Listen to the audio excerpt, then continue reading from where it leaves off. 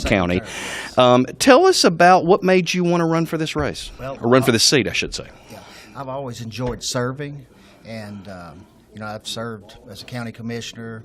I've served on boards, 911. Of course, now I serve on Tri-County Railroad Authority, Foster Care Review Board. So I've always enjoyed serving, and so I wanted to be able to serve further, and as a state representative.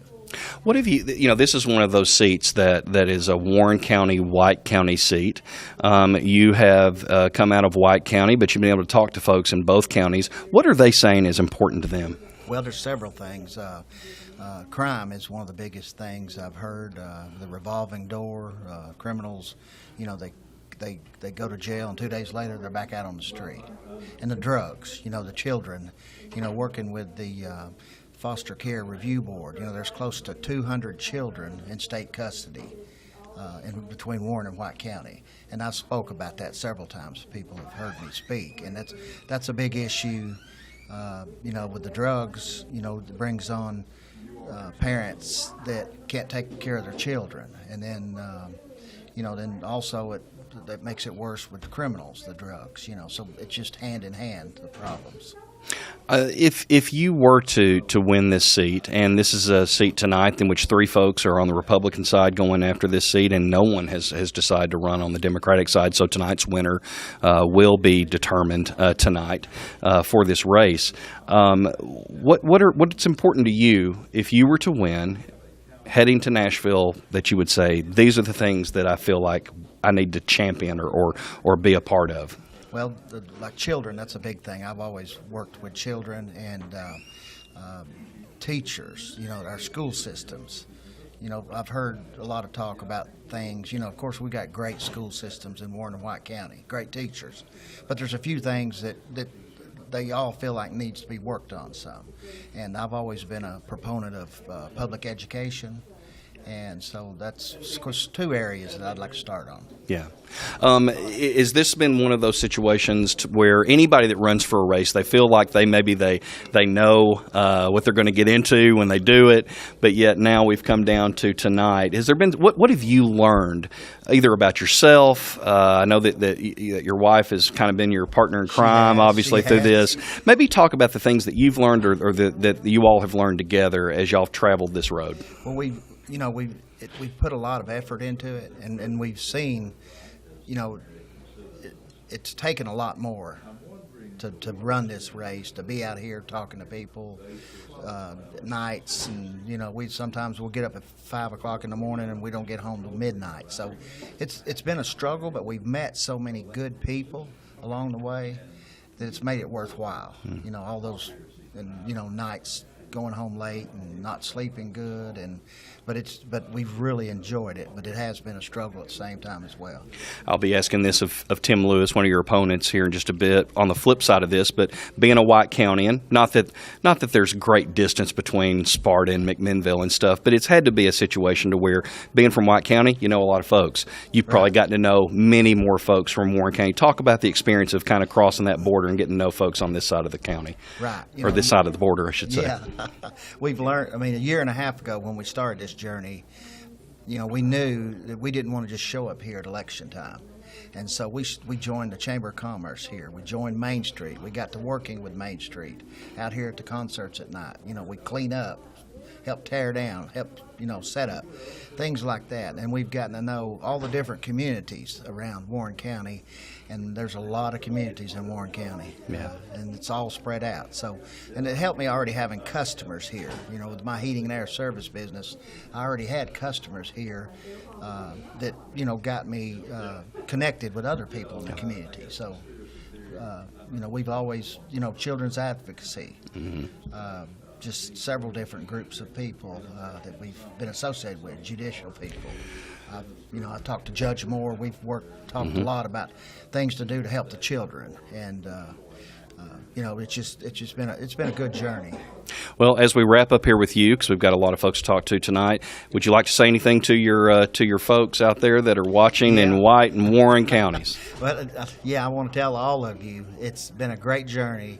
We've had so many people working for us. It's just been it's been heartwarming that everyone that's went to bat for us and talked to families and friends and called people.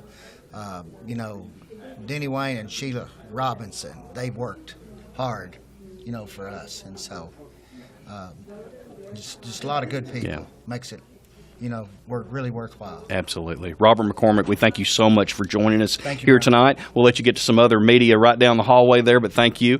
We're going to slide in one of your opponents here tonight, Mr. Tim Lewis. Tim joins us. He is out of the three folks that are running. He is the lone Warren Countyan out of the bunch. I'm going to have you slide in just a little bit here, Tim. And welcome to BLTV Channel 6. Thank you for having me. Yes. Tell us a little bit about you and just being from Warren County, and what was it that made you decide to run for this seat? Well, I decided to run because I personally felt, and I talked to quite a few people who also felt, that we weren't being represented as well as we could have been. There are certain votes that happened that shouldn't have, and then there was things that needed to be brought to the front that just weren't. Yeah. So I just figured, they say if you're going to do something right, do it yourself. Yeah. So I really have enjoyed the process, and I'm glad to be here. Good deal. Same kind of question that I asked Mr. McCormick, which is you've put yourself out there running for a seat. What have you learned from the folks that you've talked to, and also just of yourself, I guess, during this period? Well, I've learned that there's a lot of God-fearing Christian folks out there that really do care.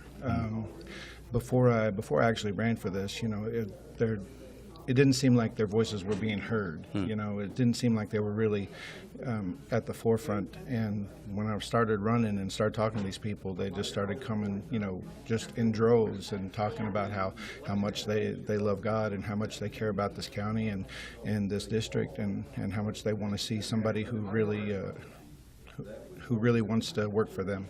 So, of the things that you have been that you have heard from folks and that you've gathered about yourself, if you were to win this race tonight, what would you look to champion as you go to Nashville? Well, I think that we gotta stop illegal immigration into the state. I know that it's a federal problem, but there are things that we can do in the state to stop illegal immigration. If you just stop paying them, stop giving them the money, they'll stop coming. As we kind of wrap up here just a bit, I'll ask the same thing I asked you of Mr. McCormick, which is you're a Warren County guy. Right. Not that Sparta's far down the road or anything, but it's safe to say you've probably gotten to know some folks from White County over this period of time. Tell me how that's been as far as just having to run for a seat that's represented by two different counties and getting to know the folks in another county.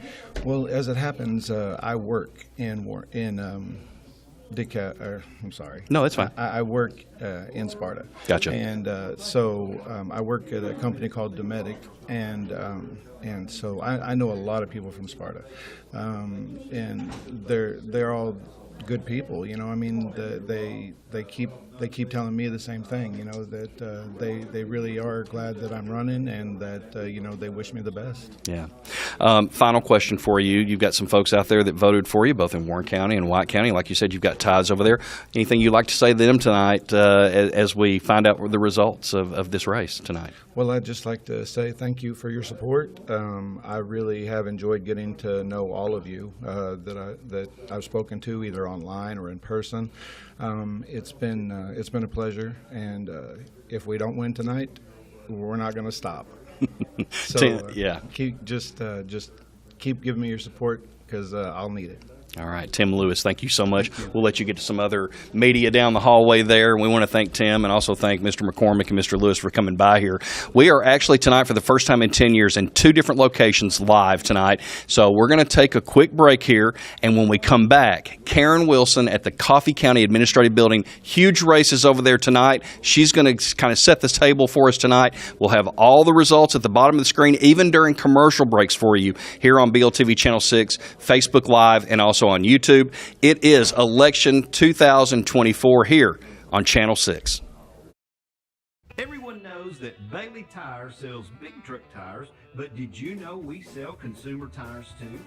At Bailey Tire, we service all makes and models of cars, trucks, buses, and commercial vehicles. We can do front end alignments, oil changes, brake replacement, and when you buy your tires at Bailey Tire, it's always free tire rotation on consumer vehicles. Call us today to schedule your next appointment. Citizens Tri-County Bank has been serving the people of this region for 53 years, and we are fully committed to the people and the communities that place their trust in us. McMinnville in Warren County is just one of the 9 counties that we serve. With 4 convenient branch locations, along with 7 ATM and ITM locations, you can be assured that Citizens Tri-County Bank is close by. Committed to you and committed to the communities we serve. It truly is what makes Citizens Tri-County Bank the only community bank you will ever need. Equal housing lender, member FDIC. Since 1935, Exchange Furniture Company has been honored to serve Warren and surrounding counties with their furniture needs. We offer quality living room, dining, bedroom suites, and pound for pound the best 2-sided mattresses around. We offer payment options, free delivery, free setup, service after the sale, folks. It's all happening at one place, and that's Exchange Furniture Company, 306 West Morford Street in downtown McMinnville, where we say every day, it pays to do business where business is being done.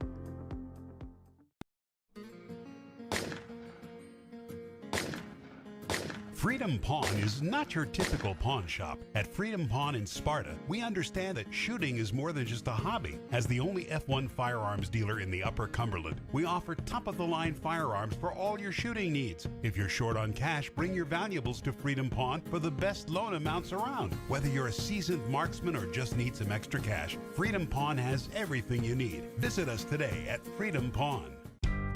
Douglas and Lanier, that's where I choose to be. Douglas and Lanier, that's the agency for me. For rock-solid insurance coverage or sound financial planning for my family's future, Douglas and Lanier is where I choose to call home.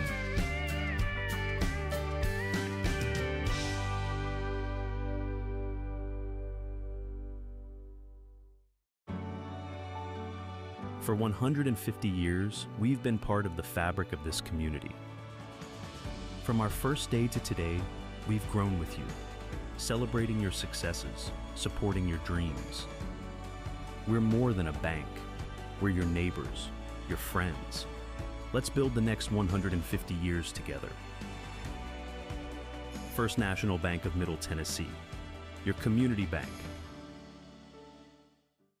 The My Usage app is a way to conveniently pay online, anytime, day or night, from the comfort of your home. You can also come by any Caney Fork Electric office and sign up for the prepay option available using the My Usage app. Know exactly how much electricity is used each day and the cost. Best of all, no monthly bill. You can set up email or text alerts, keep track of your usage, and pay your bill, all with the My Usage app from Caney Fork. Caney Fork Electric, keeping you informed. Peanut butter and jelly, and macaroni and cheese. These things go so well together, but Ben Lomand Connect would like to add one more thing. Ben Lomand Fiber and Ben Lomand Home. Our national leading speed price offering on a synchronous gig with a top-of-the-line Wi-Fi 6 router, an app to manage your family's experience, and in-depth customer support for just $2 a day. Bring out the best in your home's Wi-Fi experience with Ben Lomand Fiber and Ben Lomand Home. For more information, contact your local BLC office or go to benlomandconnect.com.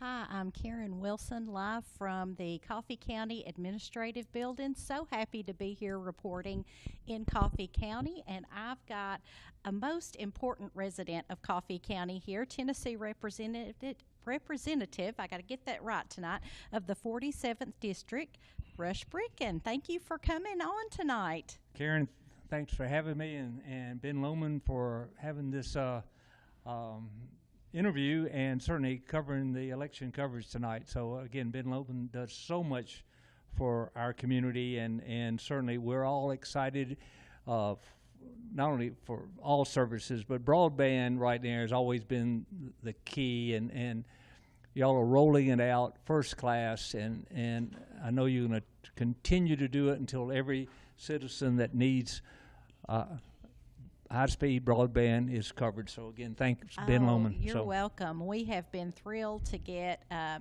customers, served in, of course, we've been doing Hillsborough and Beech Grove for years, but also Pocahontas and Normandy and places like that were experiencing very slow broadband speeds with their current provider. So we've been thrilled to provide, and that's all been done through the help of grants, and we've had to have your help and many other Coffee County officials' help with the grant process. So, well, it's a crucial service for any family today, business today. So I'm again, if you don't have high-speed internet, again, you're handicapped. And so, again, thanks, Ben Lomand, for everything they do. You're welcome. So, I went to a few of those open meetings, and there were people going to McDonald's to upload their homework and stuff. And so we wanted to make sure that didn't always continue.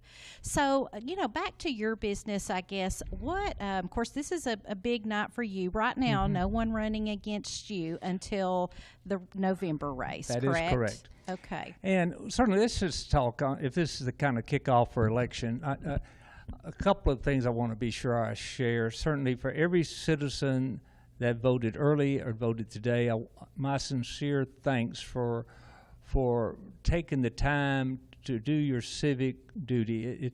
Our election results probably will still be, I hate to call it dismal, but I don't know if we'll get 25% of the registered voters out, and it just appalls me. But the citizens that do vote, they take the time to understand the candidates and vote. I just wish the other 75% certainly would do that. It's so important to be certain that elected officials are vetted by the public properly. So again, for all the candidates, here in Coffee County, we have, especially both cities of Tullahoma and Manchester, some very important races that's going to change the leadership in those communities significantly. Of course, we have the county's mayor race that will certainly provide direction for Coffee County. So, again, three area that are just so important. And again, but for citizens and for all the volunteers that have election workers, my sincere thanks. And so, again, I would wish every candidate would run. It's not easy to be a candidate. Yes. It truly, no matter what, every candidate really is putting themselves out there, and we should all thank them, win or lose. Oh, yeah. They're wanting to give back to their community. Looking at the early voter and absentee numbers for Coffee County, it looks like it was low this time. Now, I don't have the comparison to last time. I'll have to look that up. But 3,682. Of course, that is just for early voting. We're hoping some stronger numbers come in where people participated today. Pretty Absolutely. Day out, good weather, so hopefully a lot of people got out and voted. So tell me, I guess, in your time in office in 2024, what are some of what's, I guess, one thing that you voted yes on or that you participated in on the Hill that you're very proud of? Well, thanks for asking me that. This year was a little bit unusual. There was some significant legislation. Again, we have a school scholarship bill that never got to a vote that took up a lot of time up there. And then we had a business tax bill that was a lot of focus dealing with the fiscal side. Now, personally, for people that know me, I generally don't go looking for legislation. I think we have enough laws on the books. So I wait and if I hear from local citizens, elected officials, what they need, what could make a positive difference in our community here in the 47th, which is, I represent Coffee and Grundy County. The one bill that I did originate and sponsor this year was kind of an open meetings bill and it doesn't sound much, but it requires any public body, to publish an agenda ahead of time for the business they're going to conduct. And because if you go to a meeting and don't have an agenda or an outline of what you're going to accomplish, one is for most participants, it's a waste of time, but the public needs to know what that body is going to work on at that meeting. And without a published agenda, they could put anything on there, vote it in, and the public wouldn't be aware of it. So that, again, is a small piece of legislation. Now, 4 years ago, probably my signature legislation that I might have while I'm up in Nashville was sponsoring a bill that required paper verification in all 95 counties, and that because we had at that time 60-something counties that did not have paper verification of the voting machines. So I sponsored the legislation, the Secretary of State and the governor chipped in, got behind it, put almost $30 million of their budget into it. So in this election coming up this year, because the bill required all voting machines to have that feature in it by 2024. So this election, every voting machine across the state will have paper ballot verification, and voter integrity of the election process. So many people challenge it. Tennessee's got the #1 rating for voter integrity across the nation, and that piece of legislation just added to it. So again, that's great, yes, because that's been on everyone's mind in the past correct 5 to 7 or 8 years, the integrity, even going back further to the dangling chads and things like that went on. Absolutely. Even during Bush's era and things, there's been on the past 10 years or so. So that's very important. Real quick, we've got a couple of minutes before we go back to the other location in Warren County. What are you hoping to accomplish? I guess that's, a lot of people right now we're trying to reunite and bring, and you want to do that while keeping your values and things like that. But what's something that you hope to work on a bipartisan way for progress for? Is it education or something of that nature? I guess the biggest unifying bipartisan efforts in Nashville generally does focus on education. A lot also with crime and civil liberties and such, but probably education. The other side, and again, it's not glamorous, but fiscally, to keep Tennessee a fiscally sound state means that we can't spend money on unnecessary programs or increase the bureaucracy up in Nashville. So, and there's, on the Democratic side, I mean, Republicans, and personally, I'm as fiscally conservative as they come, but the Democrats up there, the majority of them are equally concerned with fiscal affairs. So that's always good to get around.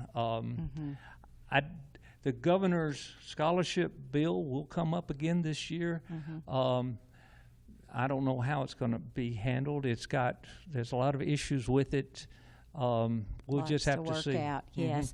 Well, we appreciate so much. I know you hail from Tullahoma, but Coffee County is your stomping grounds and part of your 47th district in Grundy, and we're live in Grundy County too. So. And I used to have Warren County, yes, and I love my folks up in Warren County. You did. Again, during the redistricting, we got changed to so, that. Yeah, yes. 2 years ago. So again, thanks Ben Lomand for having me tonight. It's just a lot of fun. And again, what y'all do is so important for our community. So, and again, it's just an honor to be the state representative of this area. Thank you. Thank you so much. Thank you, Representative Bricken, for taking the time. And we are going to take a short commercial break and get in some of our wonderful sponsors, but we'll be back live with the Coffee County, Warren County, Van Buren, Grundy, all of the places that we bring service to and report about, but we'll be right back with that in just a moment.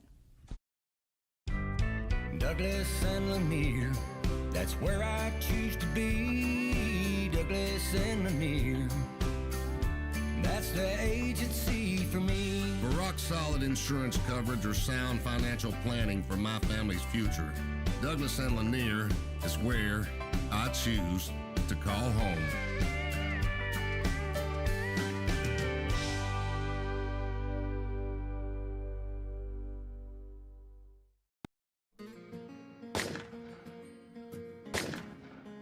Freedom Pawn is not your typical pawn shop. At Freedom Pawn in Sparta, we understand that shooting is more than just a hobby. As the only F1 firearms dealer in the Upper Cumberland, we offer top-of-the-line firearms for all your shooting needs. If you're short on cash, bring your valuables to Freedom Pawn for the best loan amounts around. Whether you're a seasoned marksman or just need some extra cash, Freedom Pawn has everything you need. Visit us today at Freedom Pawn. For 150 years, we've been part of the fabric of this community. From our first day to today, we've grown with you, celebrating your successes, supporting your dreams. We're more than a bank. We're your neighbors, your friends. Let's build the next 150 years together. First National Bank of Middle Tennessee, your community bank. The My Usage app is a way to conveniently pay online, anytime, day or night, from the comfort of your home. You can also come by any Caney Fork Electric office and sign up for the prepay option available using the My Usage app. Know exactly how much electricity is used each day and the cost. Best of all, no monthly bill. You can set up email or text alerts, keep track of your usage, and pay your bill, all with the My Usage app from Caney Fork. Caney Fork Electric, keeping you informed. Everyone knows that Bailey Tire sells big truck tires, but did you know we sell consumer tires too? At Bailey Tire, we service all makes and models of cars, trucks, buses, and commercial vehicles. We can do front-end alignments, oil changes, brake replacement, and when you buy your tires at Bailey Tire, it's always free tire rotation on consumer vehicles. Call us today to schedule your next appointment. Since 1935, Exchange Furniture Company has been honored to serve Warren and surrounding counties with their furniture needs. We offer quality living room, dining, bedroom suites, and pound for pound the best two-sided mattresses around. We offer payment options, free delivery, free setup, service after the sale, folks. It's all happening at one place, and that's Exchange Furniture Company, 306 West Morford Street in downtown McMinnville, where we say every day, it pays to do business where business is being done. Citizens Tri-County Bank has been serving the people of this region for 53 years, and we are fully committed to the people and the communities that place their trust in us. McMinnville and Warren County is just one of the 9 counties that we serve. With 4 convenient branch locations, along with 7 ATM and ITM locations, you can be assured that Citizens Tri-County Bank is close by. Committed to you and committed to the communities we serve. It truly is what makes Citizens Tri-County Bank the only community bank you'll ever need. Equal housing lender, member FDIC. You don't know these people, but they've spent the last 6 months getting to know things about you, quietly scanning to obtain your email address, cell phone number, social media habits, and mapping your internet address. They deploy all means necessary to steal your data, identity, defraud you, and hold your most valuable information ransom until you pay. Worse yet, foreign cyber criminals are trying to destabilize networks for political gain. You can stop them now with Protect IQ Network Security, your whole home internet security for all your connected devices. Protection from malware, viruses, intrusions, cyber attacks, and more. The modern internet requires modern security. Are you prepared?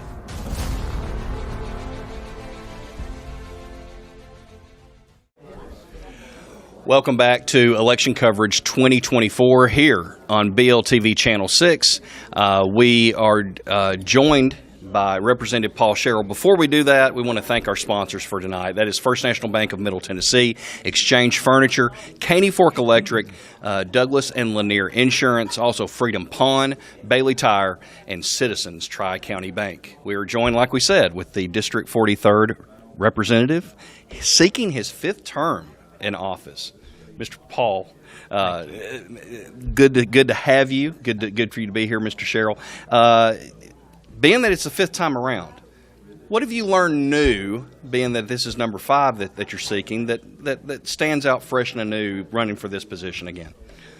Well, thank you for the opportunity to be here this evening. It is an honor and a privilege to represent the 43rd District in Tennessee. I never dreamed I'd be doing this in my time, and was first elected in 2016. And, you know, first of all, we just want to praise the Lord and thank the Lord for the opportunity to be elected in 2016, 2018, 2020, and 2022. And here we are in 2024 trying to get reelected in 2024. We're in the primary.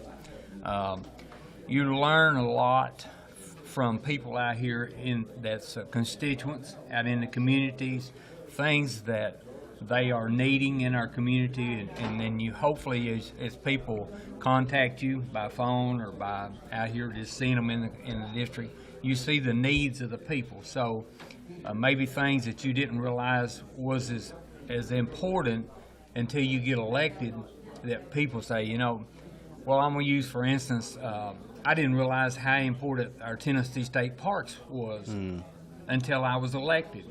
But they're a valuable tool to the community, to the great state of Tennessee, where people come to use our Tennessee State Parks because of we don't charge for them parks.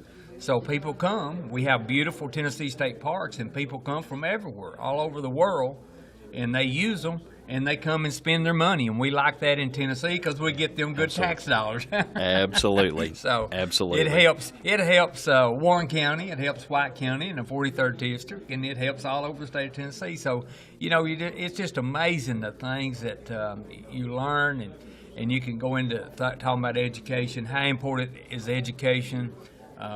We've got to make sure that our priorities are set on making sure that our children get a good education. You know, the old saying is you can lead a horse to water, but you can't make them drink. Mm-hmm. But, you know, we've got to try to get our children into school, and we have a lot of good teachers and workers in our school system in Warren County and White County, and we always want to say appreciated so much to our teachers and education staff. Appreciate what you do. I just want to say a very much thank you to the people in the 43rd District. Warren County has been very, very great to me.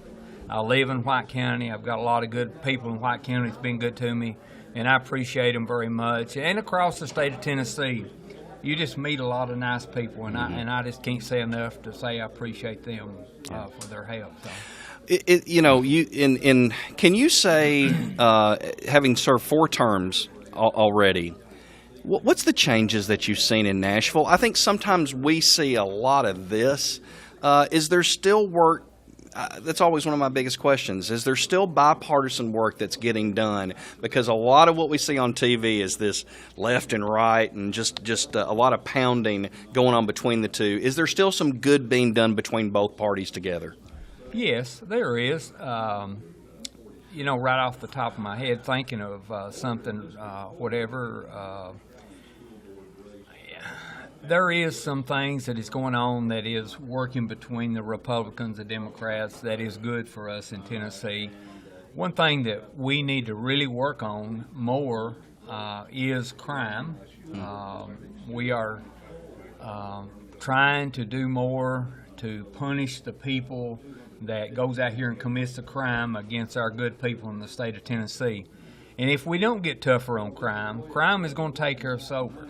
And I did serve on criminal justice, and I don't now, but I serve on transportation and health. But we've got to really work on trying to punish these people that are hurting our I'm talking about young people getting hurt. And then we think about some of our older people that's getting hurt by some of these people that are trying to take advantage of them by, calling you up and saying, hey, if you'll send me $100, you may win the lottery or something. We've got older people that are being taken advantage of. And that's something that's really bad for us in Tennessee. We've got to work harder on trying to stop that crime. So there's just, and I think not only the Republicans are trying to do that. Yes, there is some of the Democrats that are, and I ain't gonna say all on both sides, but there is some of us that are trying to work together for the good of the people in Tennessee.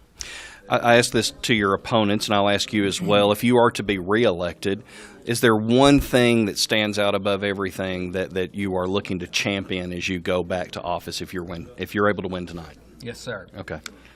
One thing I've been talking to some of our local law enforcement. In our state of Tennessee, we've got a lot of good state troopers, and we have tried to up their pay as far as our state troopers in Tennessee. And it's great. We've got to have them. We just had a young man that's a trooper over in Putnam County that got shot here just a couple of weeks ago. They've got a serious job, and they should get paid good, and we're trying to pay them good. But a problem that we're having right now that I'm hearing from our local law enforcement, from our city, and from our county is they're leaving our cities. Our law enforcement people are leaving our cities, leaving our counties, and going to work for the state of Tennessee because they got a lot better pay and a lot better benefits. So I've talked to the local sheriff here. I've talked to the local sheriff in White County, and hopefully we can get together with our cities and counties and pull together and go to Nashville and say, hey, we've got to do something to support our local law enforcement, city and county, because we're losing them to the state because they can pay so much more. So we've got to come up with some kind of incentive from the state to try to help make up for that portion that, where people are leaving cities and counties. So we're going to work on that, and I've tried to tell some in Nashville that's something that we're going to push hard on when we get back, hopefully, to win here today. Good deal. It's after a while, and we're going to work on it. Okay. Representative Paul Sherrill, best of luck to you tonight. And thank you so much for being a part of our broadcast tonight and always coming on when we've asked you to come on. Yeah, thank y'all very much. We'll let you get to the other bunch down there and everything, okay? All right, that has been Paul Sherrill, 43rd State Representative or House of Representative for our White and Warren counties. We do have some results in. This appears to be, as I look through here, early voting. So you are probably seeing, and I'm going to double check here, that you will start to see, I guess, some of these numbers start to trickle in, but this is Warren County, and this is early voting. Here's some things that seem to stand out. In Warren County, Scott Desjardins with 67% of the vote. Tom Davis from Warren County has picked up 27.4% of the early vote here in Warren County. Other things of note here, and we just talked with Mr. Paul Sherrill. In early voting, he is up 927 votes, it appears, to Robert McCormick's 536 and Tim Lewis's 167. So 927 for Sherrill. This is early voting, Warren County. 536 for McCormick and 167 for Lewis. You will start to see those numbers show up on your screen here in just a bit. Also looking down through here, we'll go to McGee and Martin for property assessor. Again, early voting results, 1,486 votes for Beth Woodley Martin, 693 for Jeff McGee. Once again, Martin, 1,486 to McGee's 693. For school board, Bill Zechman, the incumbent, 189 early votes to Jarvis Johnson's 207. So Johnson holds a lead of roughly about 18 votes right now in early voting. Zechman 189, Jarvis Johnson 207. And as far as the contested races, I believe those are what we have so far in early voting. Again, you are starting to see some of our precinct numbers showing at other counties. Coffee County has got one of 19 precincts that's in. We have those on the bottom of the screen here. And then Cumberland County has 4 of 25. So we will keep that going to you throughout the night and update as we get them. We're going to take a break here from McMinnville, and again, for the first time in 10 years, we're throwing it to another city, and that's Manchester, where Karen Wilson will be joined by who knows who on her side with hopefully some results as well. You are watching BLTV Channel 6's coverage of Election 2024. For 150 years, we've been part of the fabric of this community. From our first day to today, we've grown with you, celebrating your successes, supporting your dreams. We're more than a bank. We're your neighbors, your friends. Let's build the next 150 years together.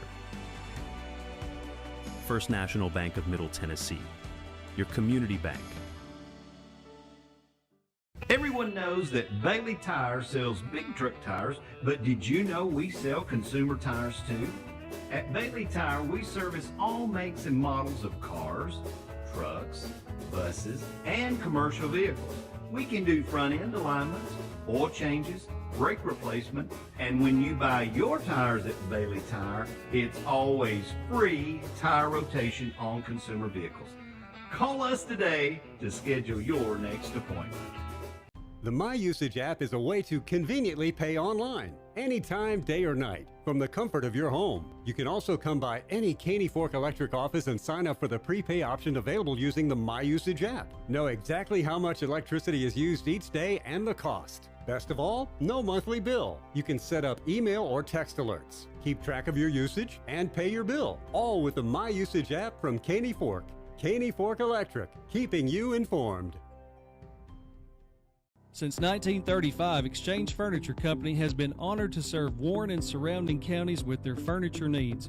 We offer quality living room, dining, bedroom suites, and pound for pound the best two-sided mattresses around. We offer payment options, free delivery, free setup, service after the sale, folks. It's all happening at one place, and that's Exchange Furniture Company, 306 West Morford Street in downtown McMinnville, where we say every day, it pays to do business where business is being done.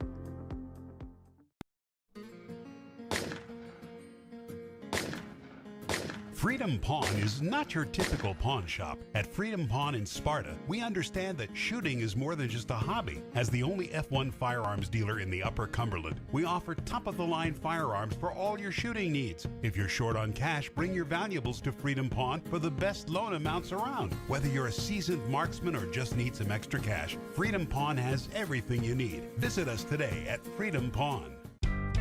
Douglas and Lanier, that's where I choose to be. Douglas and Lanier, that's the agency for me. For rock-solid insurance coverage or sound financial planning for my family's future, Douglas and Lanier is where I choose to call home.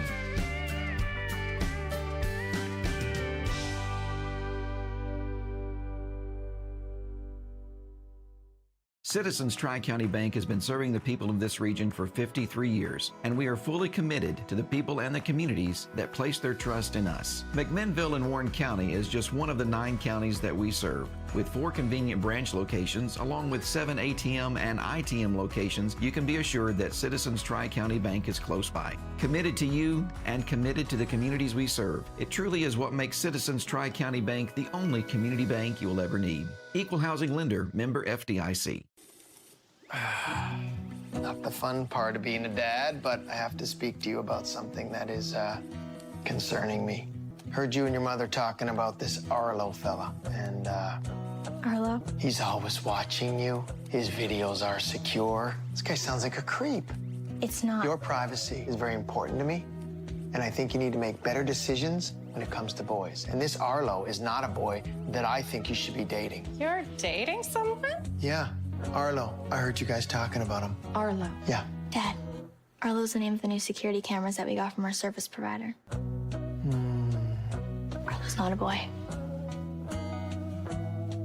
Well, that's a boy's name. Oh, boy. Ah, not a boy. Apparently, we just learned that it's a camera named after a boy. Why don't you name it Peter?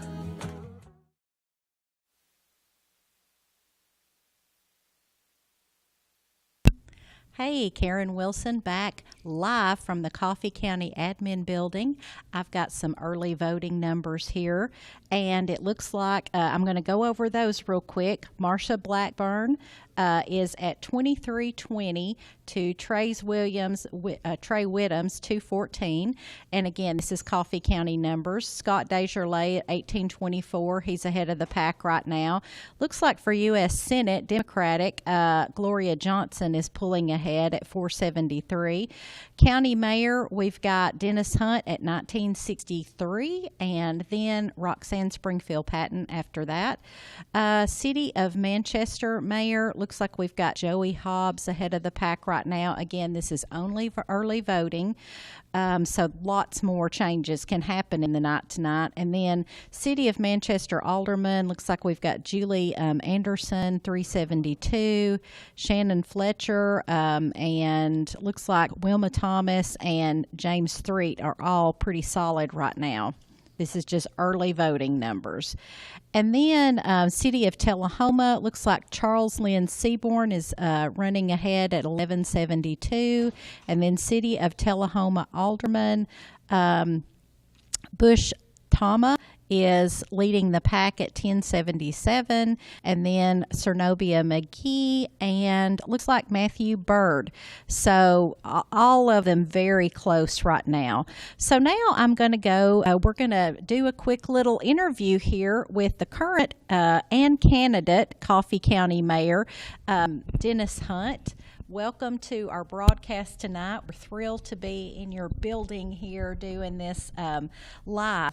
So, Dennis, you know, you had major changes this year. So talk to me about getting the call about Mayor Matheny, his unexpected passing, and just the magnitude of taking over the county so unexpectedly. First, thank you, Karen. Thank you, Ben Lomand, for being here and providing this coverage to all your viewers.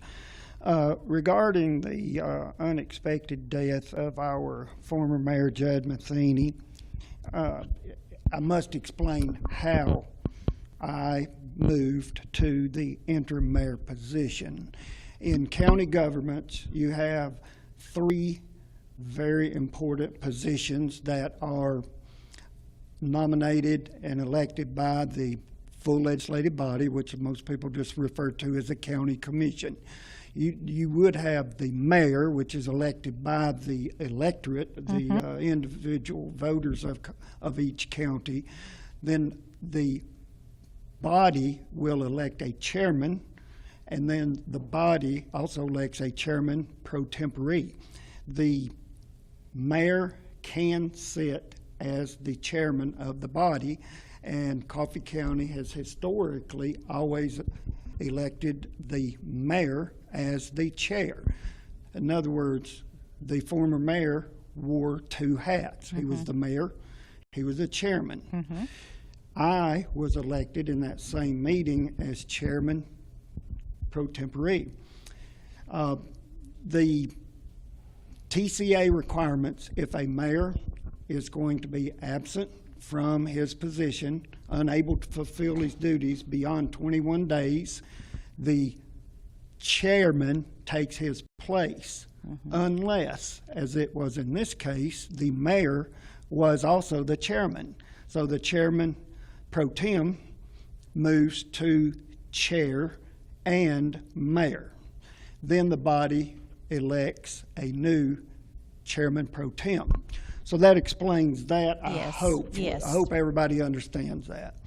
Okay, regarding the day of, which was April the 2nd, 2024, I was eating lunch with a couple on business regarding the saving the Old Stone Fort Bridge in Old Stone Fort State Park at a restaurant about 2 miles from here.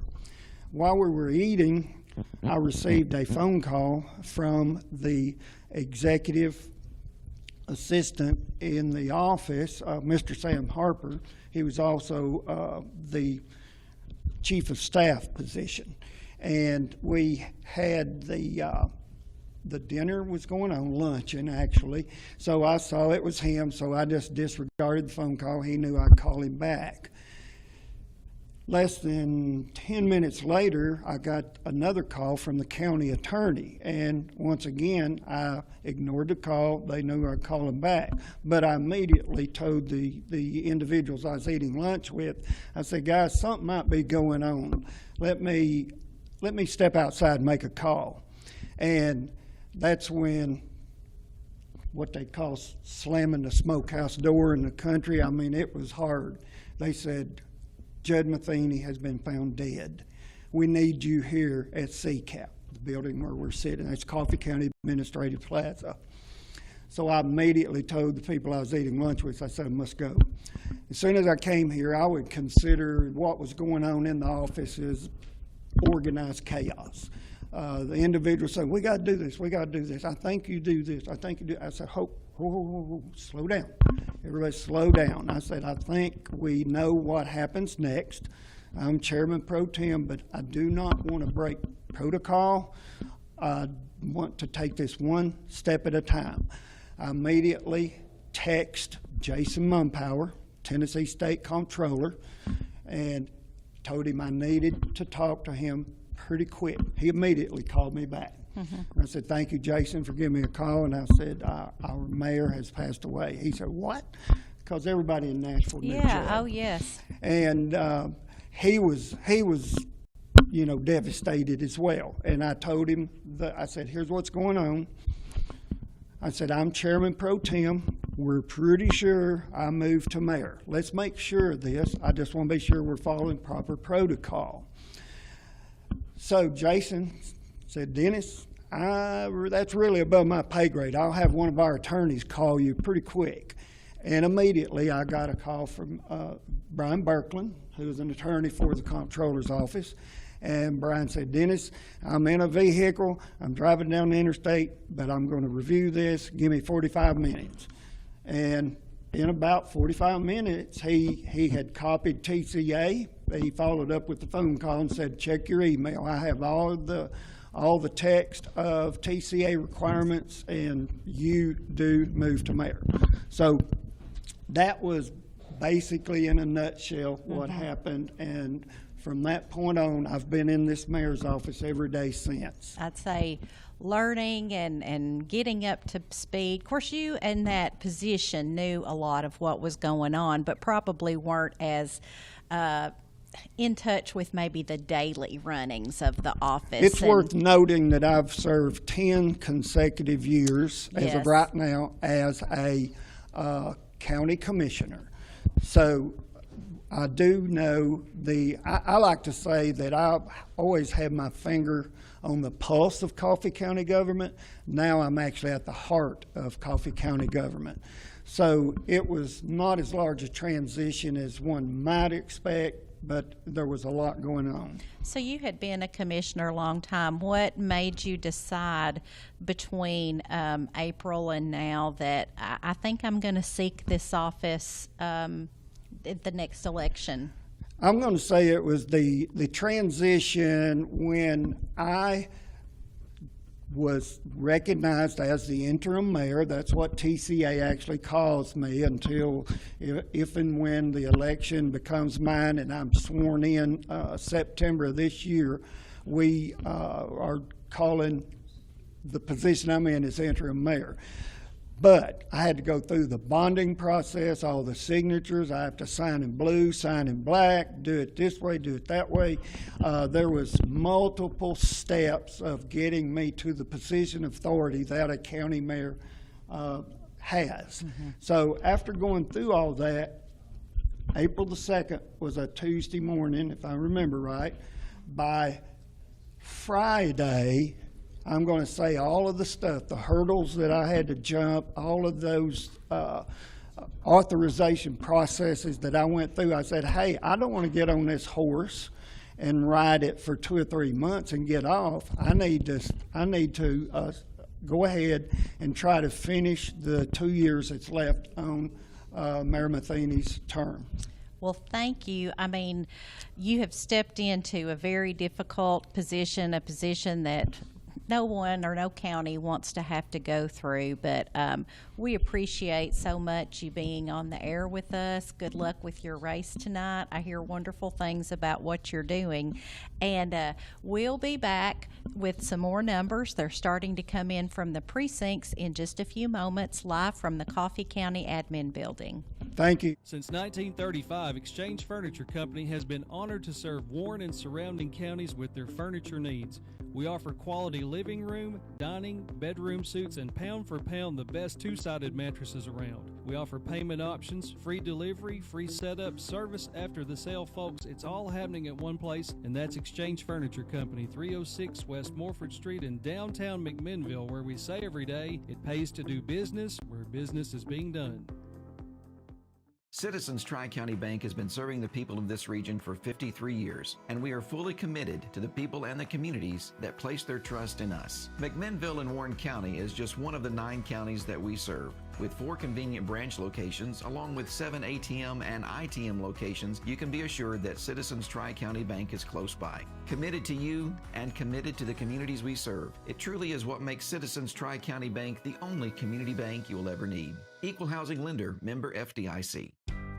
Douglas and Lanier, that's where I choose to be. Douglas and Lanier, that's the agency for me. For rock-solid insurance coverage or sound financial planning for my family's future, Douglas and Lanier is where I choose to call home.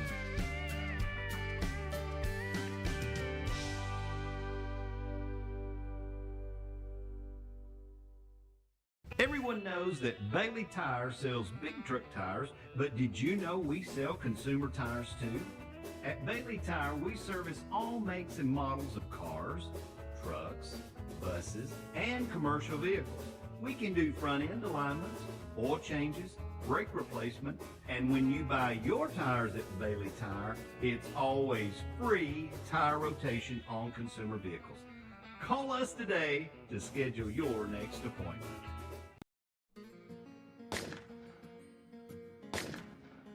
Freedom Pawn is not your typical pawn shop. At Freedom Pawn in Sparta, we understand that shooting is more than just a hobby. As the only F1 firearms dealer in the Upper Cumberland, we offer top-of-the-line firearms for all your shooting needs. If you're short on cash, bring your valuables to Freedom Pawn for the best loan amounts around. Whether you're a seasoned marksman or just need some extra cash, Freedom Pawn has everything you need. Visit us today at Freedom Pawn. The My Usage app is a way to conveniently pay online, anytime, day or night, from the comfort of your home. You can also come by any Caney Fork Electric office and sign up for the prepay option available using the My Usage app. Know exactly how much electricity is used each day and the cost. Best of all, no monthly bill. You can set up email or text alerts, keep track of your usage, and pay your bill, all with the My Usage app from Caney Fork. Caney Fork Electric, keeping you informed. For 150 years, we've been part of the fabric of this community. From our first day to today, we've grown with you, celebrating your successes, supporting your dreams. We're more than a bank. We're your neighbors, your friends. Let's build the next 150 years together. First National Bank of Middle Tennessee, your community bank. Providing fewer commutes, more backyard offices, and crystal clear meetings. Providing less, you froze up, and more presence in your presentations. Providing a better internet experience. Providing possible. Welcome back. We're in McMinnville, BLTV Channel 6, election coverage 2024. I'm joined with longtime friend and news editor of the Southern Standard, Mr. Robert Nunley. Rob, welcome into BLTV Channel 6. Thank you very much for having me. We have talked sports before on TV and radio. We have talked about, I don't know, maybe that's it. But now we're talking local politics, something that me and you have talked about for decades. Just never on the radio. Just never on the radio or TV. On the phone or on the text. Yes, or at the lunchroom. Absolutely. Rob and I go back far enough to where 35, maybe more years ago, the election office was not the election office. It was Lynn Cole's homeroom, and Rob Nunley and I met for the first time in that homeroom.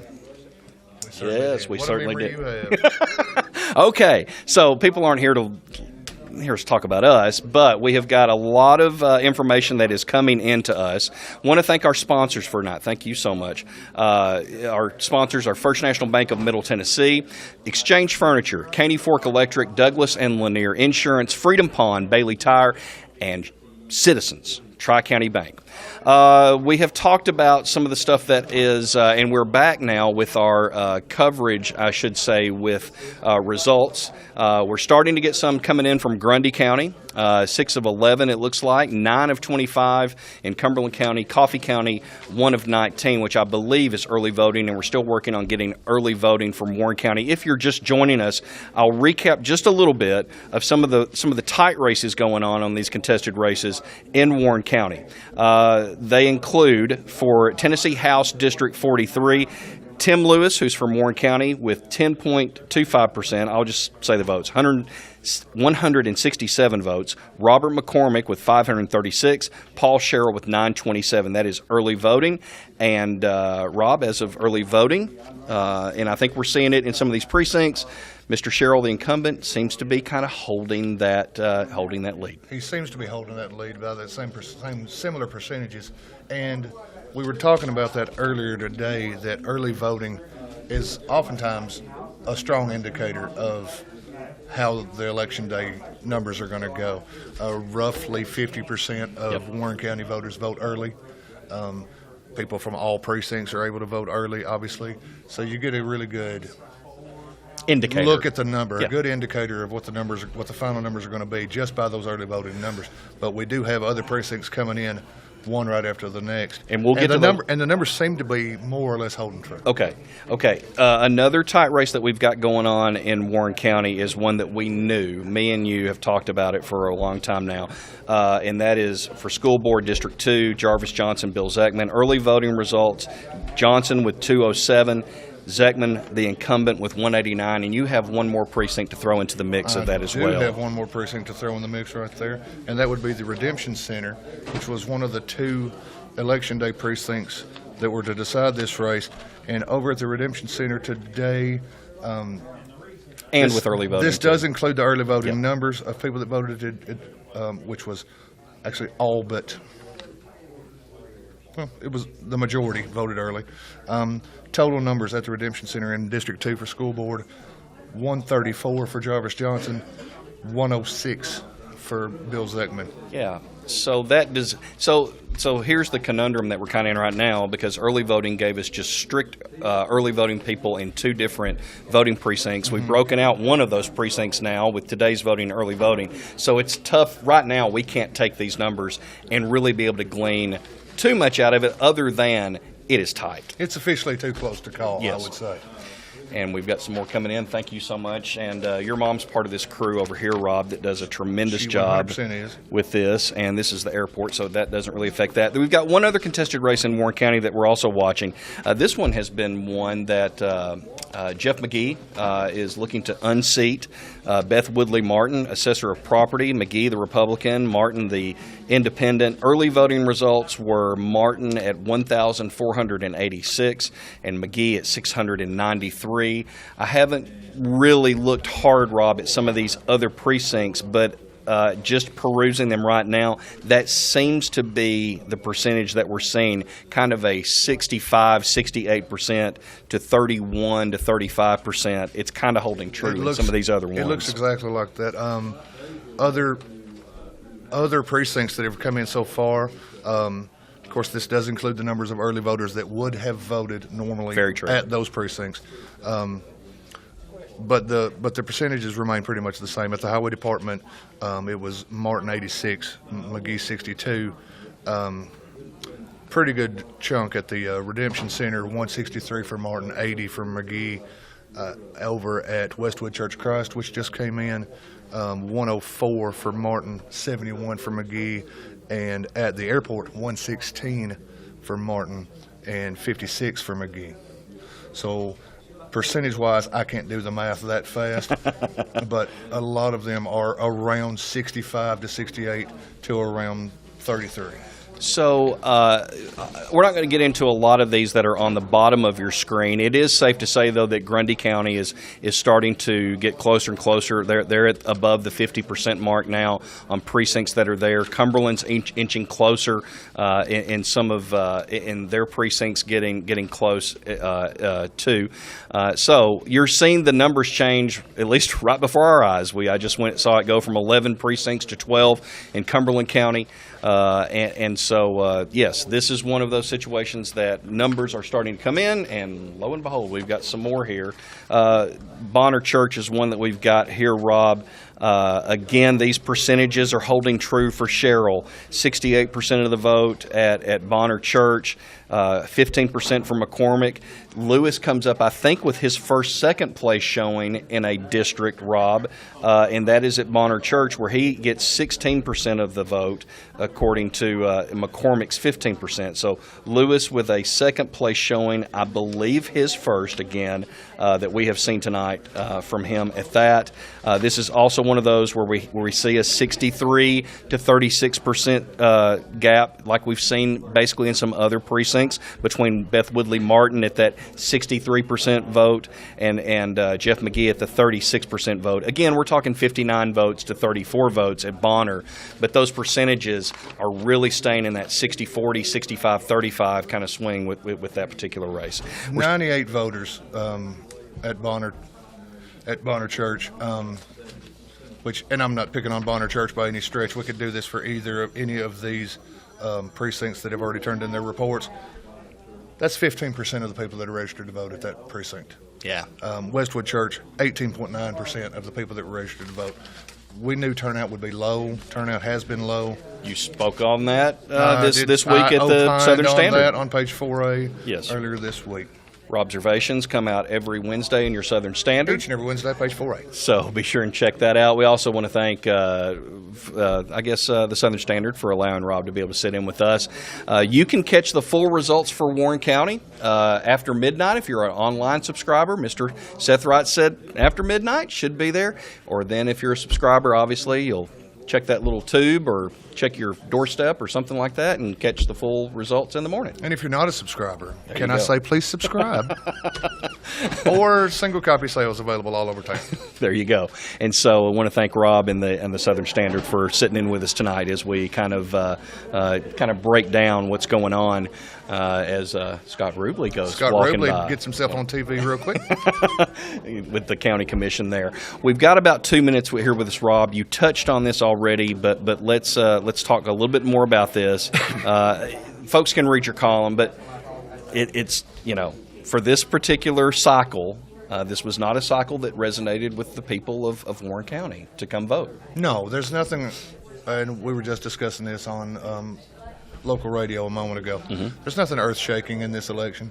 Of course, the people running would say, well, yes, there is. But yes. A lot of primaries, people historically don't vote in a lot of primaries.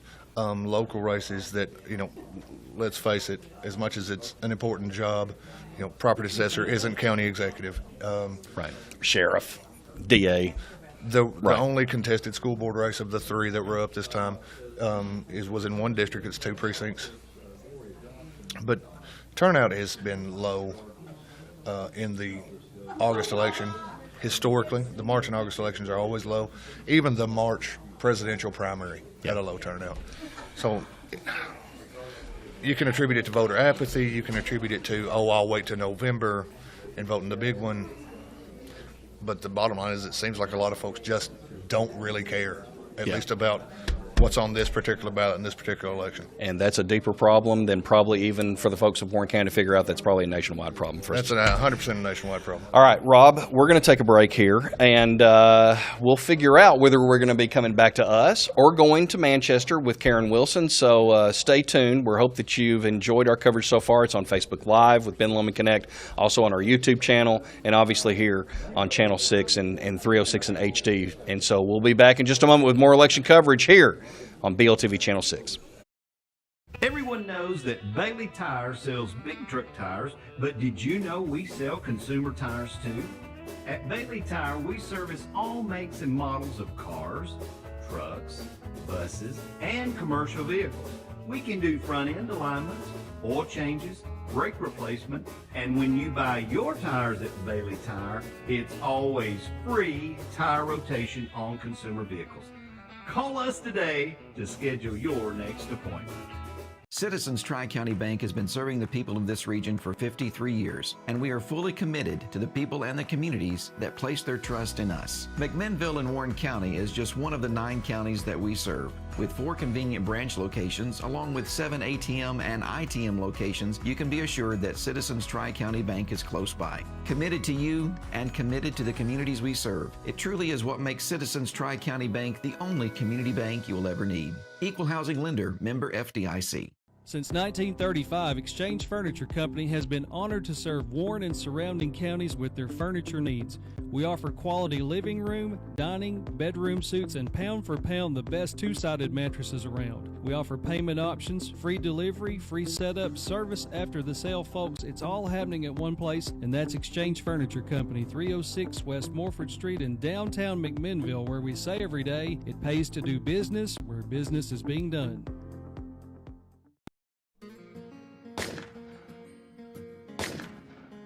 Freedom Pawn is not your typical pawn shop. At Freedom Pawn in Sparta, we understand that shooting is more than just a hobby. As the only F1 firearms dealer in the Upper Cumberland, we offer top-of-the-line firearms for all your shooting needs. If you're short on cash, bring your valuables to Freedom Pawn for the best loan amounts around. Whether you're a seasoned marksman or just need some extra cash, Freedom Pawn has everything you need. Visit us today at Freedom Pawn.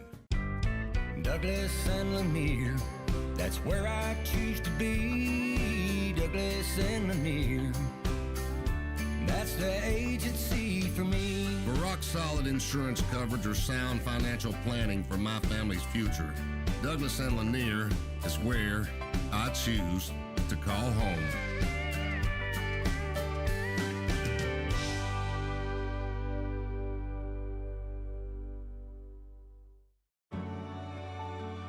For 150 years, we've been part of the fabric of this community. From our first day to today, we've grown with you, celebrating your successes, supporting your dreams. We're more than a bank. We're your neighbors, your friends. Let's build the next 150 years together. First National Bank of Middle Tennessee, your community bank.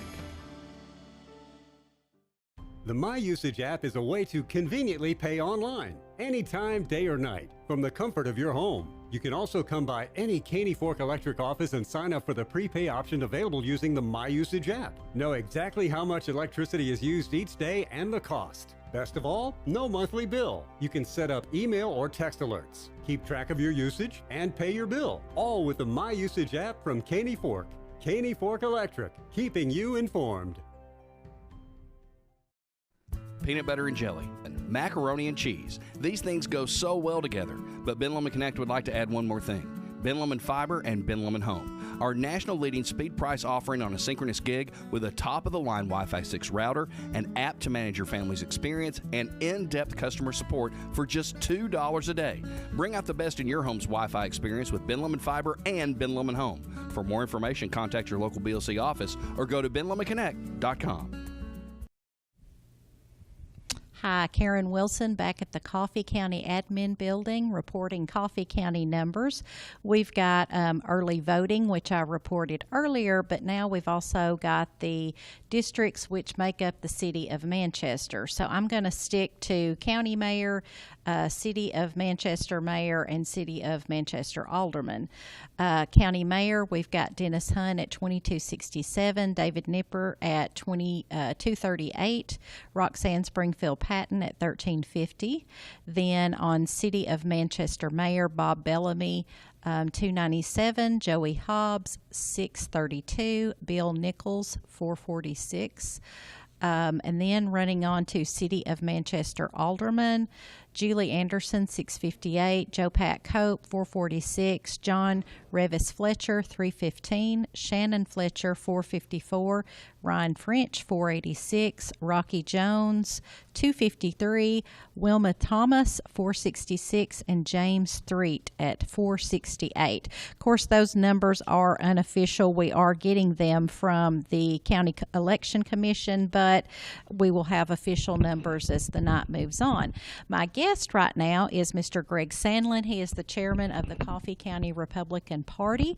Welcome to Election Night live on BLTV Channel 6. Talk to me about how you would describe the local Republican Party in 2024. Karen, thank you for having me on tonight, and thank you for Ben Lomand for doing this. Yeah, so our county party's strong. We have had great regular meetings. We've got a strong core group. We had to make a real strong adjustment here just this last April when we lost our county mayor, Judd Matheny, a dear friend of mine. We had to scramble and run a caucus, and just saw the team come together and pull off a good caucus. Came out with Dennis Hunt as an excellent candidate, and feel really good about that. So we're planning a headquarters to open real soon. We're excited about our local, our state, our Janice Bowling running for state senate, Rush Bricken for state rep, and our Congressman Scott Desjardins looks like he's going to win this primary handily. So we feel really strong about our local and state Republican Party. So, you know, there is so much, the buzzword is division right now, and it's true. Right. Is there a place for moderates or undecided voters who would like to see cooperation from both parties, you know, that moves forward for good legislation? I think there's a lot of things that Republicans and Democrats can agree on. Certainly, I'll speak to Coffee County. Yes. You know, we're expecting a lot of growth at Arnold Air Force Base. We need to hire people. We're expecting a lot of growth with this industrial site just right between us and McMinnville. So we're going to need to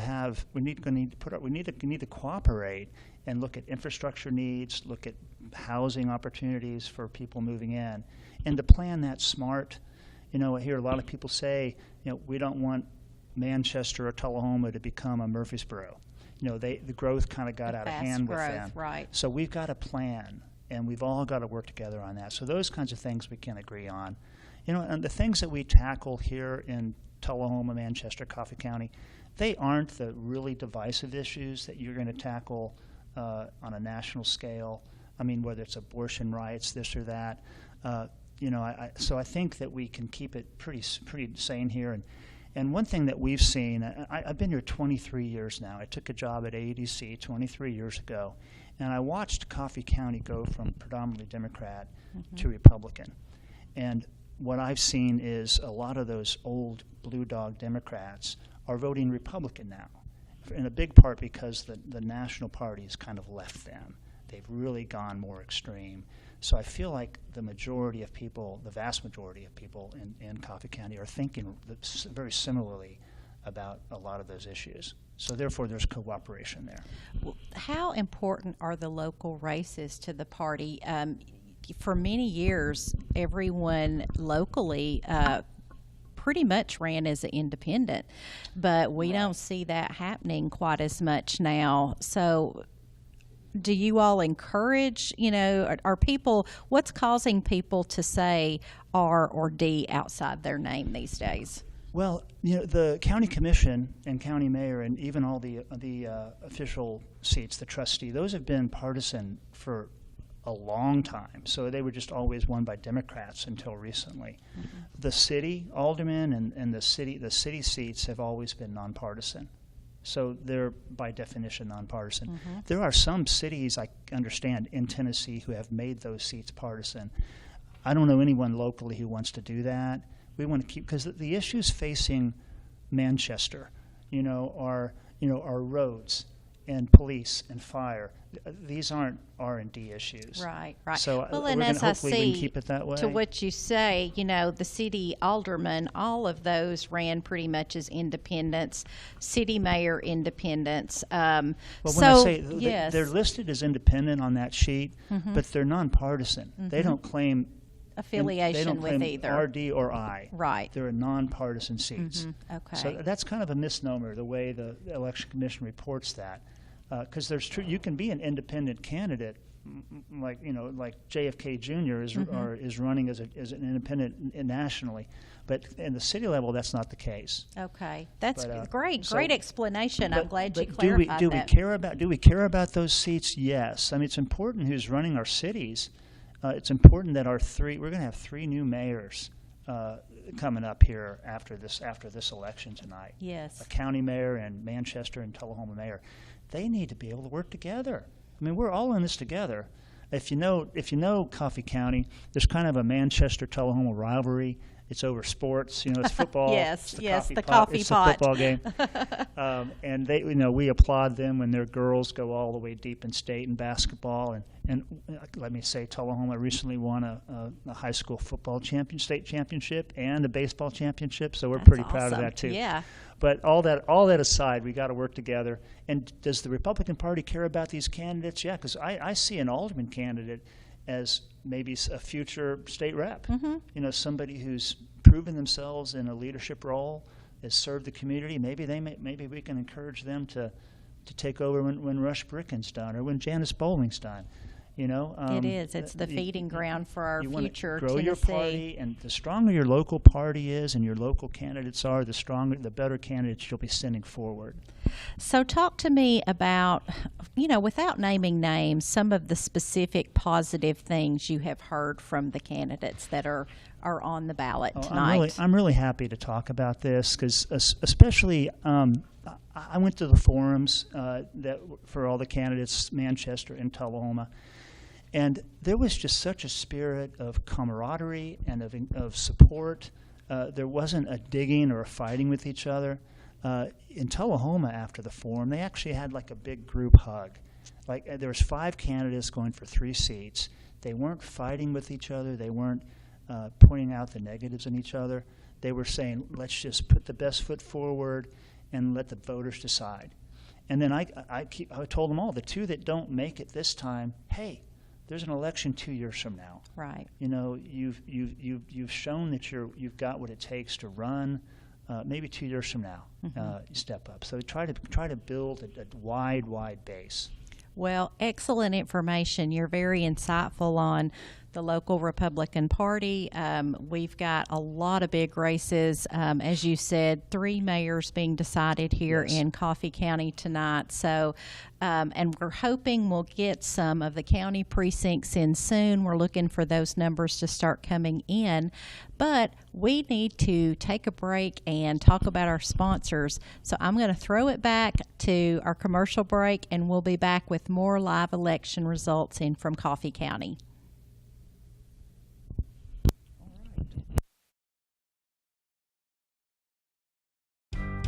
Douglas and Lanier, that's where I choose to be. Douglas and Lanier, that's the agency for me. For rock-solid insurance coverage or sound financial planning for my family's future, Douglas and Lanier is where I choose to call home.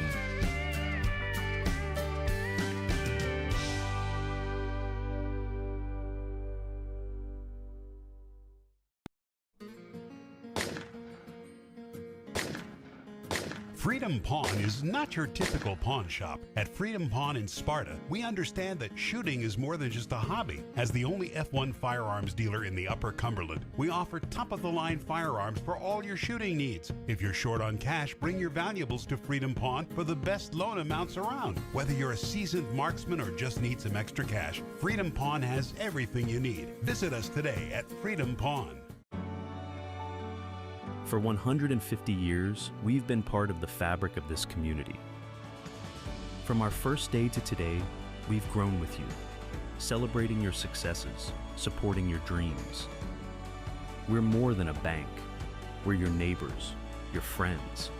Let's build the next 150 years together.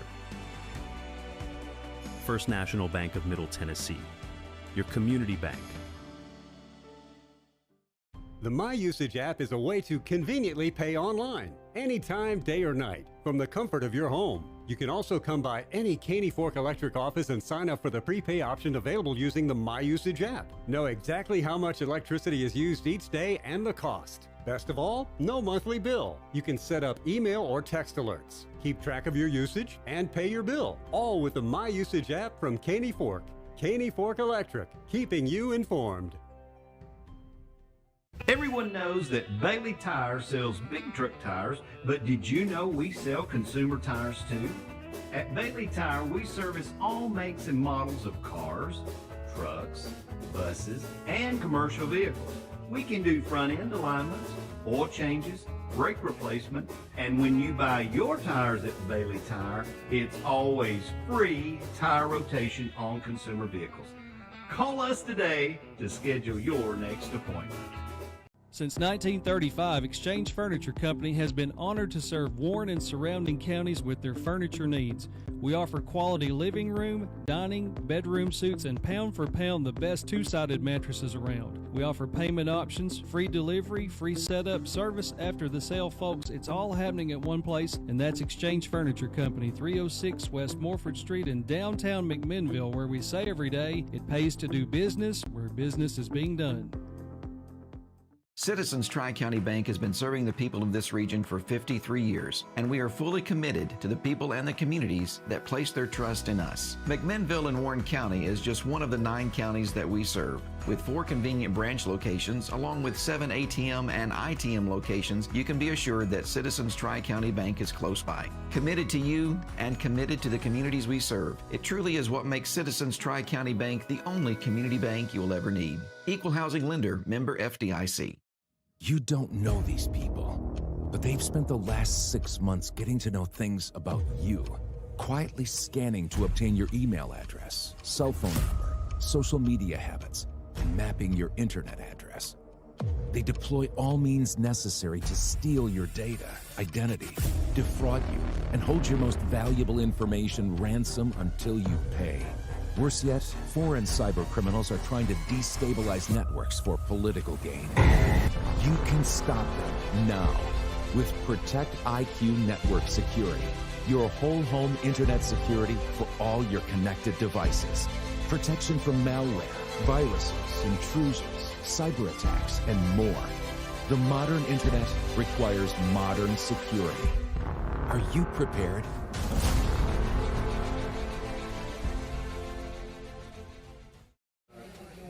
All right, folks, welcome back again to BLTV Channel 6 as it's now getting closer to 8:30. Brian Kell, news editor of the Southern Standard, Rob Nunley, who's going to have some pretty breaking news here for us, I believe, in just a second. I want to thank our sponsors, First National Bank of Middle Tennessee, Exchange Furniture, Caney Fork Electric, Douglas and Lanier Insurance, Freedom Pawn, Bailey Tire, and Citizens Tri-County Bank. As Rob put some final pen to paper here on one of these races we've been watching, we can tell you, obviously, bottom of the screen, 9 of 20 in for Warren County. White County still not getting any results from both our man on the scene, Ben Clark, who I believe is over there. We've even been placing some calls around trying to get some information on White County and still have not received anything from that.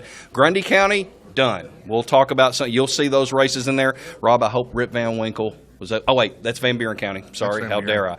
Van Buren's done 7 of 7, so we'll know if Rip Van Winkle was able to pull out a win tonight. Coffee County 1 of 19, and then Cumberland is also getting things squared away, almost closing that out. 22-25 as snow falls in Crossville. No, it's not. All right, Rob, we've been watching one particular race here tonight, and it is school board in Warren County.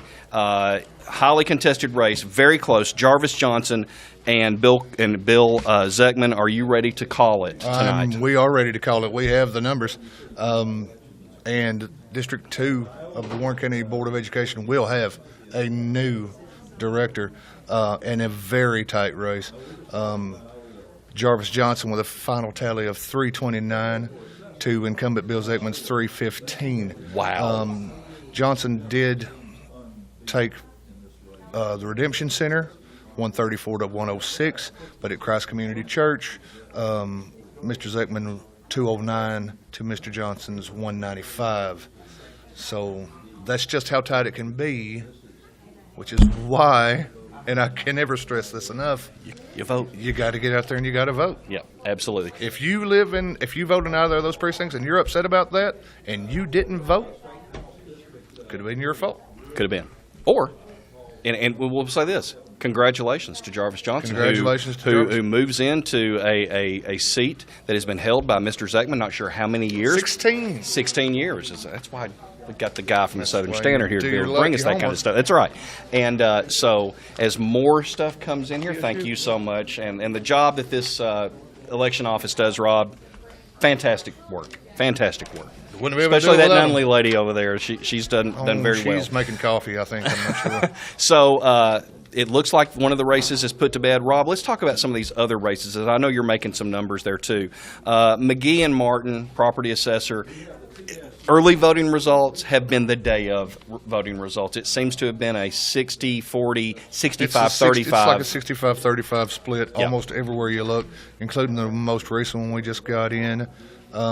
That was a little tighter, 59-39, though, still in favor of Martin, and that was at the TSU Nursery Center, where she gathered 148 votes, and Jeff McGee got 99. Okay, and then as far as this other race that we're watching, we have to remember that even though we're giving out Warren County results, and you're seeing these on your screen here, Paul Sherrill at 67%, Paul Sherrill's kind of living in that 60 to 65% range, I believe, through all the precincts that we're getting. McCormick's kind of living in that 20 to 18% range, and Lewis seems to be in that 12 to 10 range, Rob. It does beg somebody to ask the question, when it comes down to a three-man race, it becomes really tough sometimes to go, hey, we got two people that are going after an incumbent. If they start combining votes together, then wow, what would that have looked like if it was a one-on-one competition? Fact is, we will never know that because it's a three-man race and there are three people, and sometimes you bring your own voters out that would never go in the first place if you didn't run. Right? That's a good point. Yeah. And it could be a six-person race. It's not like every election is one versus one. Absolutely. At least not until the general election anyway. And the biggest thing that I was going to say as well, too, is the fact that we have nothing out of White County yet. This is a two-county race. That's what, when you're representing both Warren and White County, all these votes look really great on this side, but what's it look on the other side of the border? What's it look over there past Doyle? Over there in Doyle and all that over through there as far as the votes that are coming in. And, again, we don't have any of those, to my knowledge, yet to be able to share with folks. So more information to come on that race. Again, Van Buren closed. Grundy closed. We have got those results for you on the screen below. Coffee still, kind of like White. Not a lot of information that we're getting yet out of Coffee County. They've got a very two highly contested races.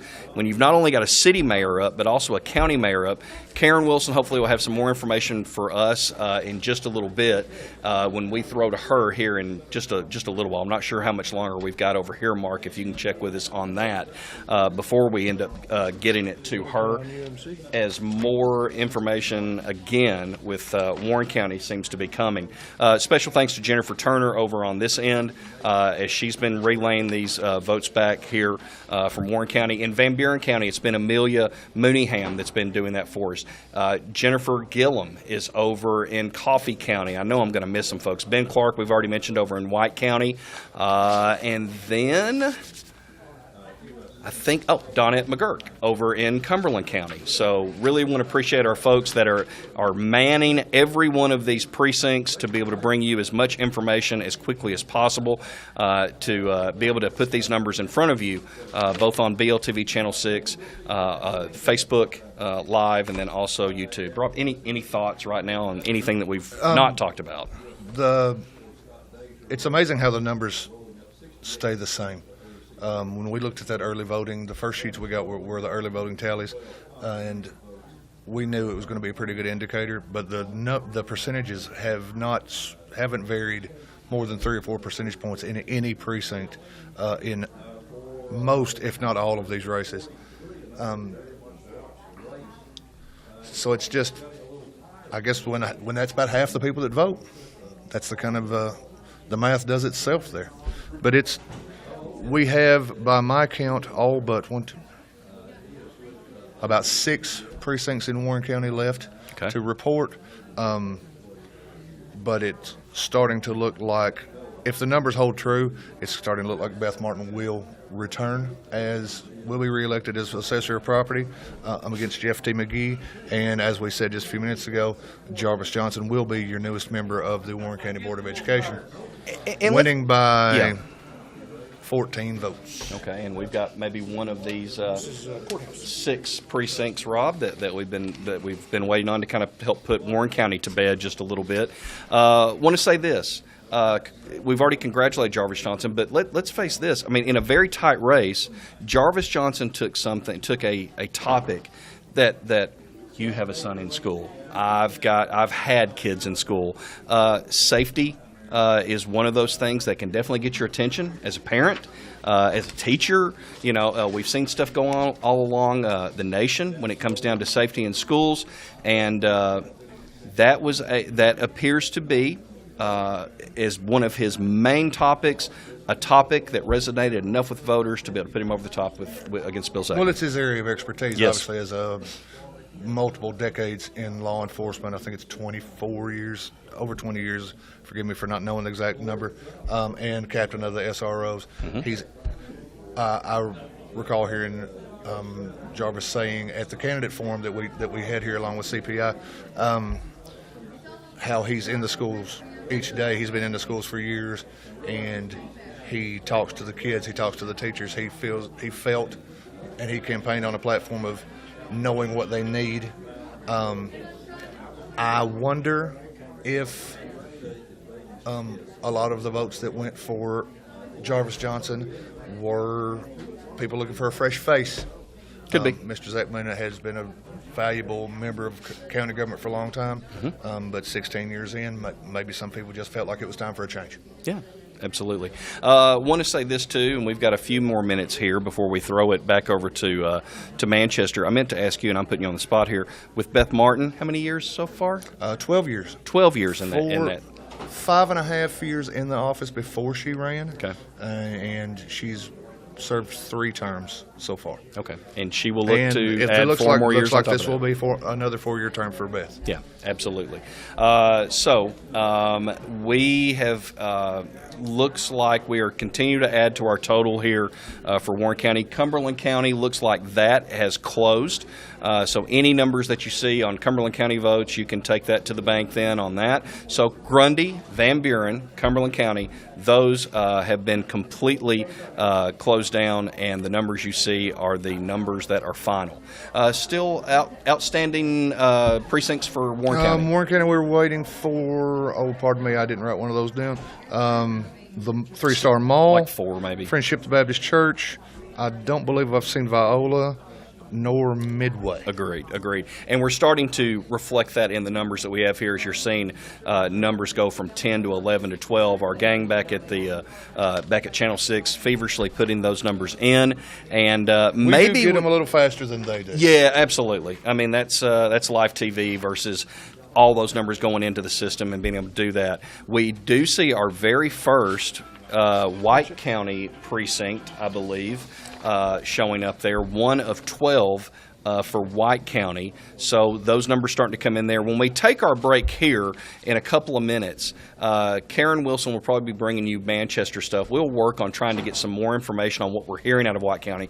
I'm getting some calls to my phone that we'll be making some calls during the break. So hang with us just for a little bit longer as votes start to come in on White County. Obviously, the district House race is one that a lot of eyes are on, and that's the other county involved in this. And so in the home county of 2 of the folks seeking that, in McCormick and Sherrill, with obviously Paul Sherrill being the incumbent. So we will make some phone calls and try to figure out what's going on over there and what they're hearing and seeing over in White County. And again, numbers for Warren County starting to trickle in through here. Rob, anything else that Just you're interesting seeing? that we most recently were handed Friendship Baptist Church numbers, and the percentages in Tennessee House District 43 on that Republican primary, much different than what we've seen in other precincts. I wonder if that's a geographics thing, because that is much closer to the White County line. 53% for Sherrill, but 40% for Robert McCormick. Okay. Something we'll be watching. We're going to take a break. Before we throw it to break, Frady takes down Van Winkle in Van Buren County. Just want to duly note that. Oh, and one more note. If you are watching this coverage wondering about the Supreme Court and Court of Criminal Appeals retention items that were on the ballot, you aren't really. Yeah, you're not really wondering about that. Okay. Rob Nunley, I want to mention this. Southern Standard, they'll have results, online results for those that are there after midnight. You can check that out, order your paper in the morning. Appreciate the Southern Standard and Rob Nunley joining us, so be sure and check that out. All right, we're going to take a break. Back to Manchester as we're doing dual live broadcast tonight with Karen Wilson here in just a bit. It's BLTV Channel 6 and its election coverage. Back right after this. For 150 years, we've been part of the fabric of this community. From our first day to today, we've grown with you, celebrating your successes, supporting your dreams. We're more than a bank. We're your neighbors, your friends. Let's build the next 150 years together. First National Bank of Middle Tennessee, your community bank. Everyone knows that Bailey Tire sells big truck tires, but did you know we sell consumer tires too? At Bailey Tire, we service all makes and models of cars, trucks, buses, and commercial vehicles. We can do front-end alignments, oil changes, brake replacement, and when you buy your tires at Bailey Tire, it's always free tire rotation on consumer vehicles. Call us today to schedule your next appointment. The My Usage app is a way to conveniently pay online, anytime, day or night, from the comfort of your home. You can also come by any Caney Fork Electric office and sign up for the prepay option available using the My Usage app. Know exactly how much electricity is used each day and the cost. Best of all, no monthly bill. You can set up email or text alerts, keep track of your usage, and pay your bill, all with the My Usage app from Caney Fork. Caney Fork Electric, keeping you informed. Since 1935, Exchange Furniture Company has been honored to serve Warren and surrounding counties with their furniture needs. We offer quality living room, dining, bedroom suites, and pound for pound the best two-sided mattresses around. We offer payment options, free delivery, free setup, service after the sale, folks. It's all happening at one place, and that's Exchange Furniture Company, 306 West Morford Street in downtown McMinnville, where we say every day, it pays to do business where business is being done.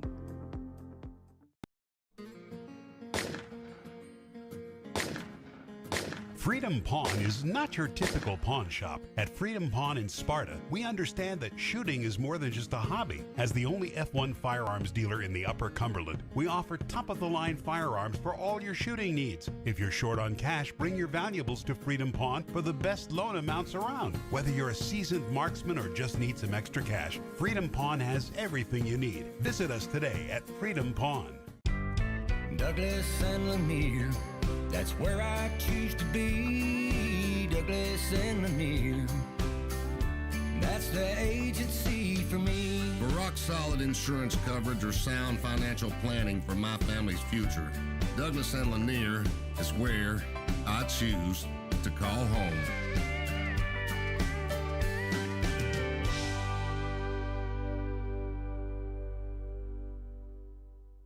Citizens Tri-County Bank has been serving the people of this region for 53 years, and we are fully committed to the people and the communities that place their trust in us. McMinnville in Warren County is just one of the 9 counties that we serve. With 4 convenient branch locations, along with 7 ATM and ITM locations, you can be assured that Citizens Tri-County Bank is close by. Committed to you and committed to the communities we serve. It truly is what makes Citizens Tri-County Bank the only community bank you will ever need. Equal housing lender, member FDIC. Not the fun part of being a dad, but I have to speak to you about something that is concerning me. Heard you and your mother talking about this Arlo fella, and Arlo? he's always watching you. His videos are secure. This guy sounds like a creep. It's not. Your privacy is very important to me, and I think you need to make better decisions when it comes to boys. And this Arlo is not a boy that I think you should be dating. You're dating someone? Yeah, Arlo. I heard you guys talking about him. Arlo. Yeah. Dad, Arlo's the name of the new security cameras that we got from our service provider. Arlo's not a boy. Well, that's a boy's name. Oh, boy. Ah, not a boy. Apparently, we just learned that it's a camera named after a boy. Why don't you name it Peter? Hi, Karen Wilson, back live at the Coffee County Admin Building. We've got quite a few precincts that have started reporting in. I'm going to give some numbers for Coffee County Rescue Squad. Marsha Blackburn's 148. Trey Whittam is 8. U.S. House is 28 for Davis. Desjardins 116. Joshua James 8. U.S. Senate Democratic 8 for Bradshaw. 1 for Brown, 21 for Johnson. Looks like Johnson's pretty much the front runner there. County Mayor Hunt 119. Nipper 11, and Patton 73. Then we're going to jump over to I'm sorry, that was 3-1. That was the Coffee County Rescue Squad. Then 3-2, which is Lakewood Baptist, 33 for Blackburn, 5 for Whittam. Davis 7. Now we're on to U.S. Representative. Davis 7, Desjardins 28, James 2, then U.S. Senate Democrat. Looks like the front runner there is still Gloria Johnson. County Mayor Hunt 30, Nipper 4, Patton 17. Then jumping over to New Union Church, Blackburn 102, Whittam 11. U.S. House of Representatives, District 4, Davis 28, Desjardins 80, James 4, U.S. Senate Democrat, still Gloria Johnson, County Mayor Hunt 73, Nipper 11, Patton 53. Then we're going to Forest Mills Church, Blackburn 76, Whittam 7, Davis 16, Desjardins 60, James 5. Bradshaw has got 2 for the U.S. Senate. The Democrat still in the lead is Gloria Johnson. And then County Mayor Dennis Hunt 60, Nipper 14, and Patton 30. Going on to Hickerson Station Fire Hall, Blackburn 184, Whittam 5. Then U.S. House, Davis 25, Desjardins 142, Joshua James 16. And as you can see, these numbers are pretty low. I'd say we're going to say it's a pretty low turnout this time. For the Democrats, for the U.S. Senate, looks like Johnson is still ahead with 23 over her opponents there.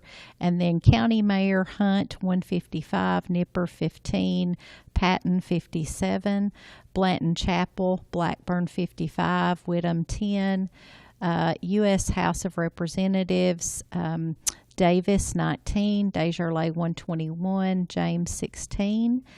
On U.S. Senate Democrat, still Gloria Johnson 17, The mayor for Blanton Chapel area, they voted Hunt 132, Nipper 9, Patton 52. Moving on to Manchester Conference Center, Blackburn 109, Whittam 17. Then down to the U.S. House, Davis 25, Desjardins 89, James 6. The Democrat U.S. Senate, Johnson still grabbing the most votes there.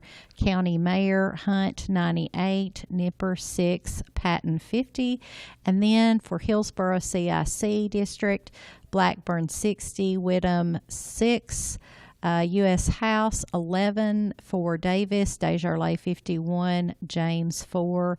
U.S. Senate Democrats still Gloria Johnson looks like she's still holding on to her lead there. County Mayor Hunt 59, Nipper 2, and Patton 19. So as we see, voter turnout is a little bit low this time. We are still waiting on the results for the last few precincts in the county, 7-1 through 9-2. That's Lions Club, CD Stamps, and Wilson Avenue Church, Cedar Lane Church, and Wesley Heights Methodist. So until we start getting those, it is my pleasure to welcome to our show, our election show tonight, the chairman of the Coffee County Democratic Party, Mr. Mike Stein. Thank you for joining us. Thank you so much for inviting me and allowing me to be here this evening. Yeah, you're welcome. So we've got a lot to talk about. Years ago, did my student teaching here in Coffee County, and lots of fond memories. But I remember it being a very Democratic area as far as the more Democrats here and stuff, and it seems like that's waned a little bit, but I know you guys are trying to kind of rally and rebuild your numbers in Coffee County. Tell me some of the things you all are doing to get those numbers up here. Of course, yes. Voting is so important. As it's been publicized already, Tennessee is usually 49th or 50th in the country in voter turnout, so it's really a problem all across the states. And Yes. people register to vote and then don't use the voter registration card, and that's really a shame. Regardless of party affiliation, we really just want people to get out there and vote, just in general. It's important to have people have their voices heard, and that's certainly important to the Democratic Party as well. And so certainly one thing that we're doing is we're opening up a new headquarters. So we're very excited about that. In fact, the headquarters officially opens today. Mm-hmm. And where is that located at? It's located on MacArthur Street, directly across from College Street Elementary. There's a gray building there directly across the street from College Street, and so we're inside that building. And so we're thrilled to be able to have headquarters again. And on top of that, we hold monthly meetings. The second Saturday of the month, starting at 9 a.m., doors open at 8:30 in the community room just down the hall from where we're sitting right now. And we have guest speakers every month. Miguel Cordova, the executive director of the Tennessee Democratic Party, is going to be our guest speaker in August. And so that'll be August the 10th. We also have at least one social event every month, and the day and time changes on that depending on what all is going on in Coffee County. And so this coming month in August, we are having a social event at Beans Creek Winery on August the 17th. At 7 o'clock. There's going to be a band playing out there and food trucks and that sort of thing. And so we're going to gather out there and have a good time and fellowship and things like that. So, yeah, we're doing what we can to rally the base and let people know that obviously we exist and we want them to get out there and vote. Yeah. Well, so even though, when I talked with Mr. Sandlin about the Republicans and independents, he was great to explain, independents are kind of just unaffiliated all the way around. But what are some of the local issues that the Democratic Party would like to see addressed? I kind of want to echo what he said earlier.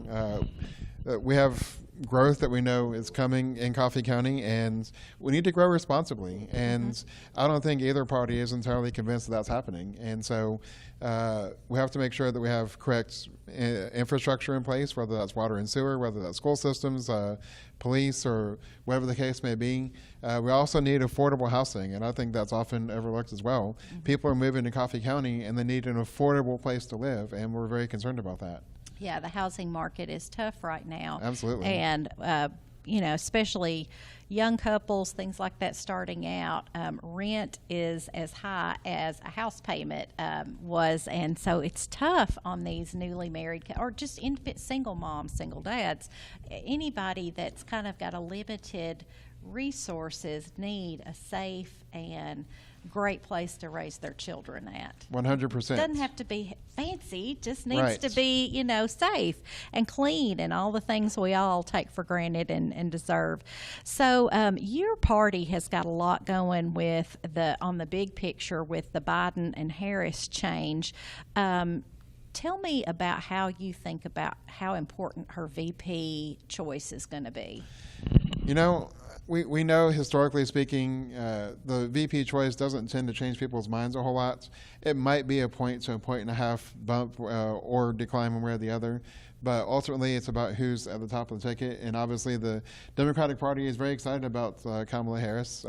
She's been able to double the amount of fundraising that's come in since she's taken over. And even according to Fox News and a recent poll that they put on TV the other day, if the election were held today, she would win. And so the bump that the Democrats have received, that Ms. Harris has received, has just been phenomenal. And so we're excited that she's at the top of the ticket.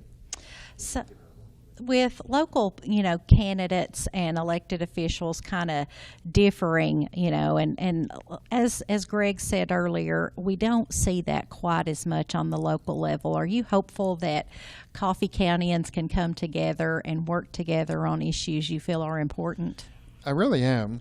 And again, I kind of want to echo a little bit of what he said earlier as well, and that's these local issues are truly nonpartisan, and there's a reason why municipal races are nonpartisan and everyone runs as independents, because these issues that people deal with at this level are truly nonpartisan issues. And truly I believe that the countywide offices should be nonpartisan as well, because these issues that we deal with locally are ones that doesn't matter about your party affiliation. We're talking about, again, things like correcting the sewer system. We have sewer issues here in the city of Manchester, and we're talking about affordable housing. We're talking about responsible growth. We're talking about funding our schools and all these sorts of things. And there's absolutely no reason why people of opposing parties locally couldn't work together to solve these problems. Right. That is stuff that we can all agree that we need. So thank you so much, Mike. That's very good perspective on the Democratic Party as a whole, but especially in Coffee County. We are excited to be live at Coffee County tonight, first time ever live from the admin building as far as reporting, and thank you for being a part of that. My pleasure. Hopefully we will have more numbers coming in soon, but we need to take a quick break and thank our sponsors and let them say a little bit, and then we'll be back with Warren County and Coffee County coverage live 2024. Since 1935, Exchange Furniture Company has been honored to serve Warren and surrounding counties with their furniture needs. We offer quality living room, dining, bedroom suites, and pound for pound the best two-sided mattresses around. We offer payment options, free delivery, free setup, service after the sale, folks. It's all happening at one place, and that's Exchange Furniture Company, 306 West Morford Street in downtown McMinnville, where we say every day, it pays to do business where business is being done. Citizens Tri-County Bank has been serving the people of this region for 53 years, and we are fully committed to the people and the communities that place their trust in us. McMinnville in Warren County is just one of the 9 counties that we serve. With 4 convenient branch locations, along with 7 ATM and ITM locations, you can be assured that Citizens Tri-County Bank is close by. Committed to you and committed to the communities we serve. It truly is what makes Citizens Tri-County Bank the only community bank you'll ever need. Equal housing lender, member FDIC. Douglas and Lanier, that's where I choose to be. Douglas and Lanier. That's the agency for me. For rock-solid insurance coverage or sound financial planning for my family's future, Douglas and Lanier is where I choose to call home.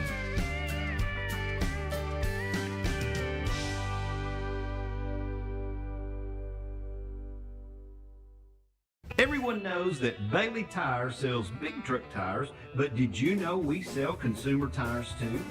At Bailey Tire, we service all makes and models of cars, trucks, buses, and commercial vehicles. We can do front-end alignments, oil changes, brake replacement, and when you buy your tires at Bailey Tire, it's always free tire rotation on consumer vehicles. Call us today to schedule your next appointment.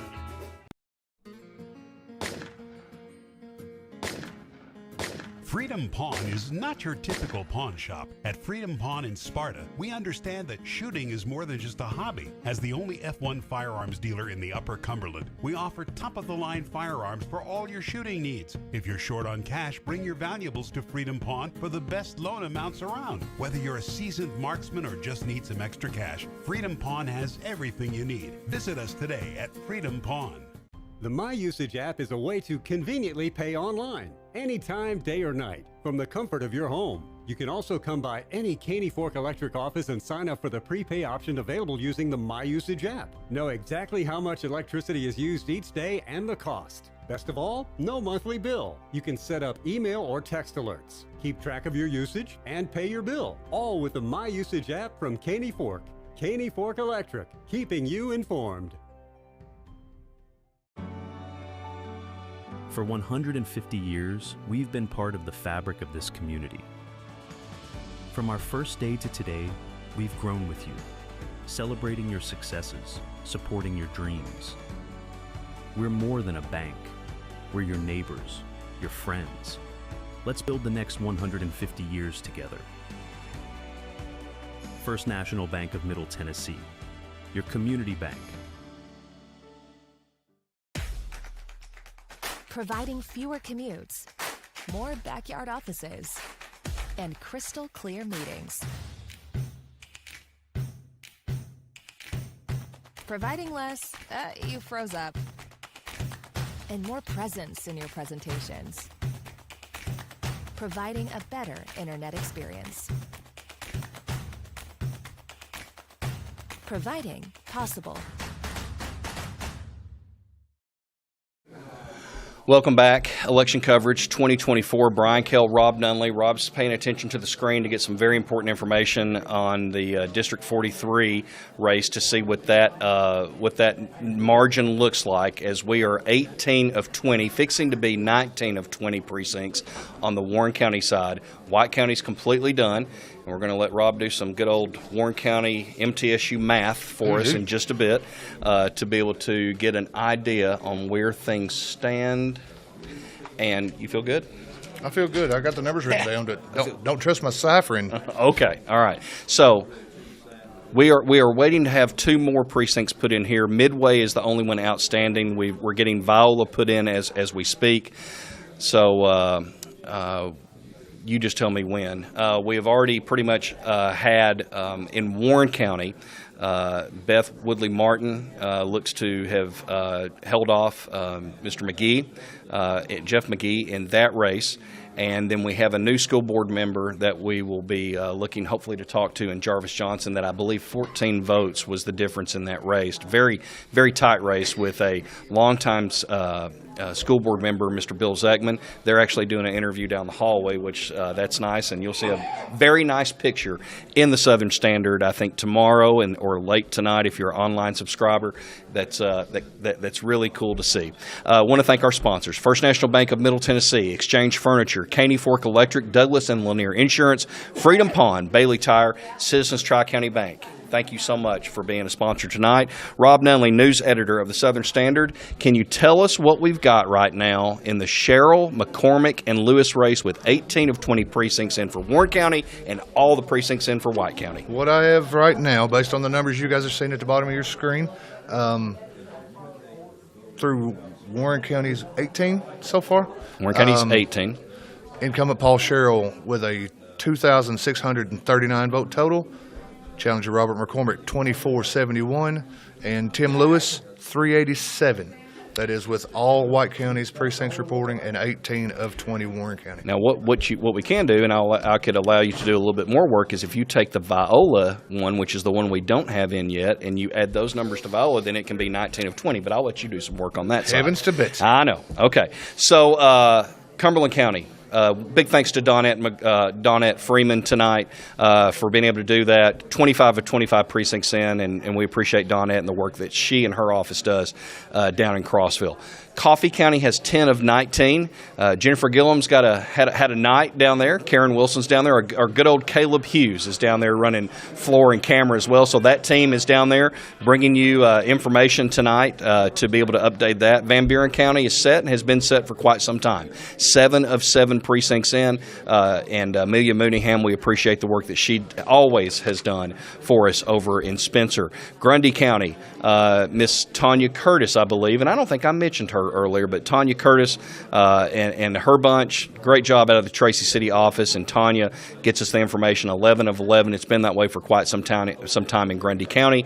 Like we said, White County went from like 0 to 60, or should we say 0 to 12 when it comes down to precincts tonight. Ben Clark and all his bunch down there, and we appreciate Ben getting us that information. And then Jennifer Turner, who's been working with us tonight. Can't say enough about our boss man, Greg Smart, who's also been a part of helping us out tonight as well. And Rob Nunley, we're showing 18 of 20, but they're inputting the Viola totals, but you've already got the Viola totals. I've already done the math. So tell us what it is of 19 of 20 precincts in Warren County with Sherrill, Lewis, and McCormick. 19 of 20, because I have added the Viola numbers, which weren't gigantic numbers, but still.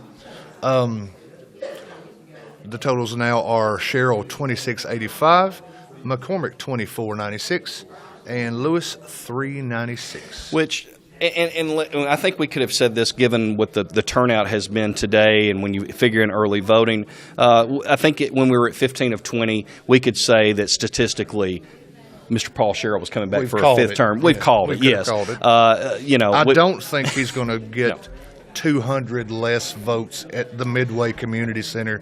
I would doubt that 200 people voted at the Midway Community Center today. Correct. And so we want to, and we may try to talk with Representative Sherrill at the next break that we have. He's sitting off to the side there. I'm going to have you slide out, Mr. Nunley, because a new school board member that you've already talked to is going to join us just for a brief little minute. I'm going to go in and do a little writing All right. in the Dogwood Room. Thank you, sir. Jarvis Johnson, the newest member of the school board, unseating Mr. Bill Zeckman tonight by about 14 votes. Jarvis, congratulations. Thank you, sir. I appreciate it, and thank you for having me on here this Yeah, afternoon. absolutely. First time running for something, right?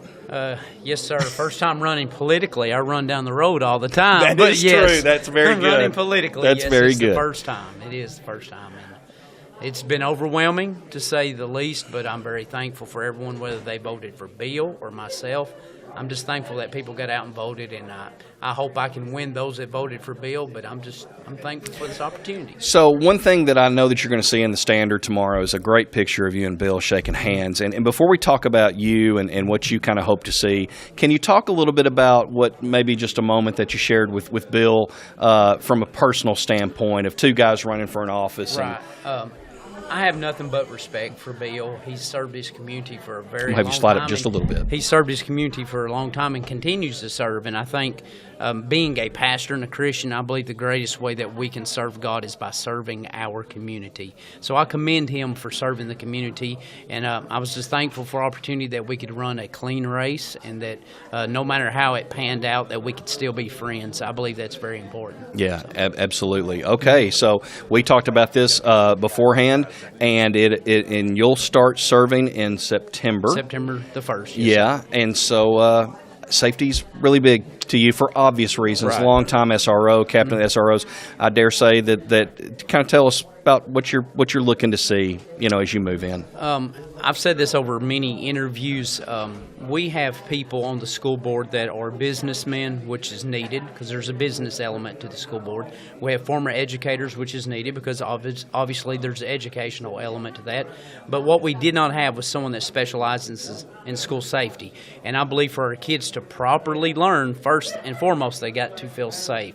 And I believe with my unique perspective, because I'm at every school, every year, I'm overseeing 14 officers that protect 6,000 students. Mm-hmm. And with that said, every time something happens, it lands in my lap. I know what's going on, and that gives me such a unique perspective that I can maybe use the information that I have and the training that I have so that I can make Warren County schools even more safe. Yeah, absolutely. Teachers have started. You will continue to do your job, and I know that's been one of your things that you felt like was important is that, hey, listen, I'm looking to be a school board member, but I've got interaction with kids on a daily basis, and so you've talked about how you feel like that really helps you bring maybe some voices to the table that maybe hadn't been there before. Well, one of the things that maybe people do not realize is that the students know more about what's happening in a school than the teachers, the administrative team, whoever it may be. Now, the teachers are just absolutely important. The administrative team is absolutely important. But we need someone that also communicates with the kids that the kids trust. There's very few students in all of Warren County that don't know Officer Jarvis, and they know they can come talk to me. And because they're in the classrooms and they hear things that are going on that maybe the adults don't hear, I've built a rapport with them. And then they can come tell me, and once I find out these things, then I can also use that to help make the school more safe. So. Yeah, absolutely. Jarvis Johnson, congratulations, yes, and best of luck to you and the school board because a great school board with great teachers, man, that's a heck of a combination. That's right. And so we wish you and that school board all the success in the world. Thank you. I appreciate it. All right. Okay, so I think what I'm hearing is that we're going to take a break, and then we are going to be going to Manchester after the break. And so Karen Wilson probably has got some very important information to get to folks as I see 16 of 19 precincts. We're going to take a break, be back live from Manchester with Karen Wilson, all that and so much more on BLTV Channel 6. Hi, Karen Wilson back at Coffee County, and we are live from the administrative building. Believe we've got all the numbers that have come in, and I'm going to try to quickly go through as many of those as I can. Looks like final totals, U.S. Senate, Marsha Blackburn 2320 to Whitman's 214. And then on the U.S. House of Representatives, it looks like Desjardins, 1824, is the winner there. And so I apologize. I'm going to be kind of slow at this because I've got to figure all this out. Janice Bowling, who is sitting here, and we're getting ready to talk here in just a minute, she ended up with 2320. This is Coffee County only. And then Rush Bricken, the Tennessee House of Representatives, 2280. Then we're going to go to the Democratic winner for the U.S. State Senate. It looks like it is Miss Gloria Johnson, who we saw took the lead from the very beginning.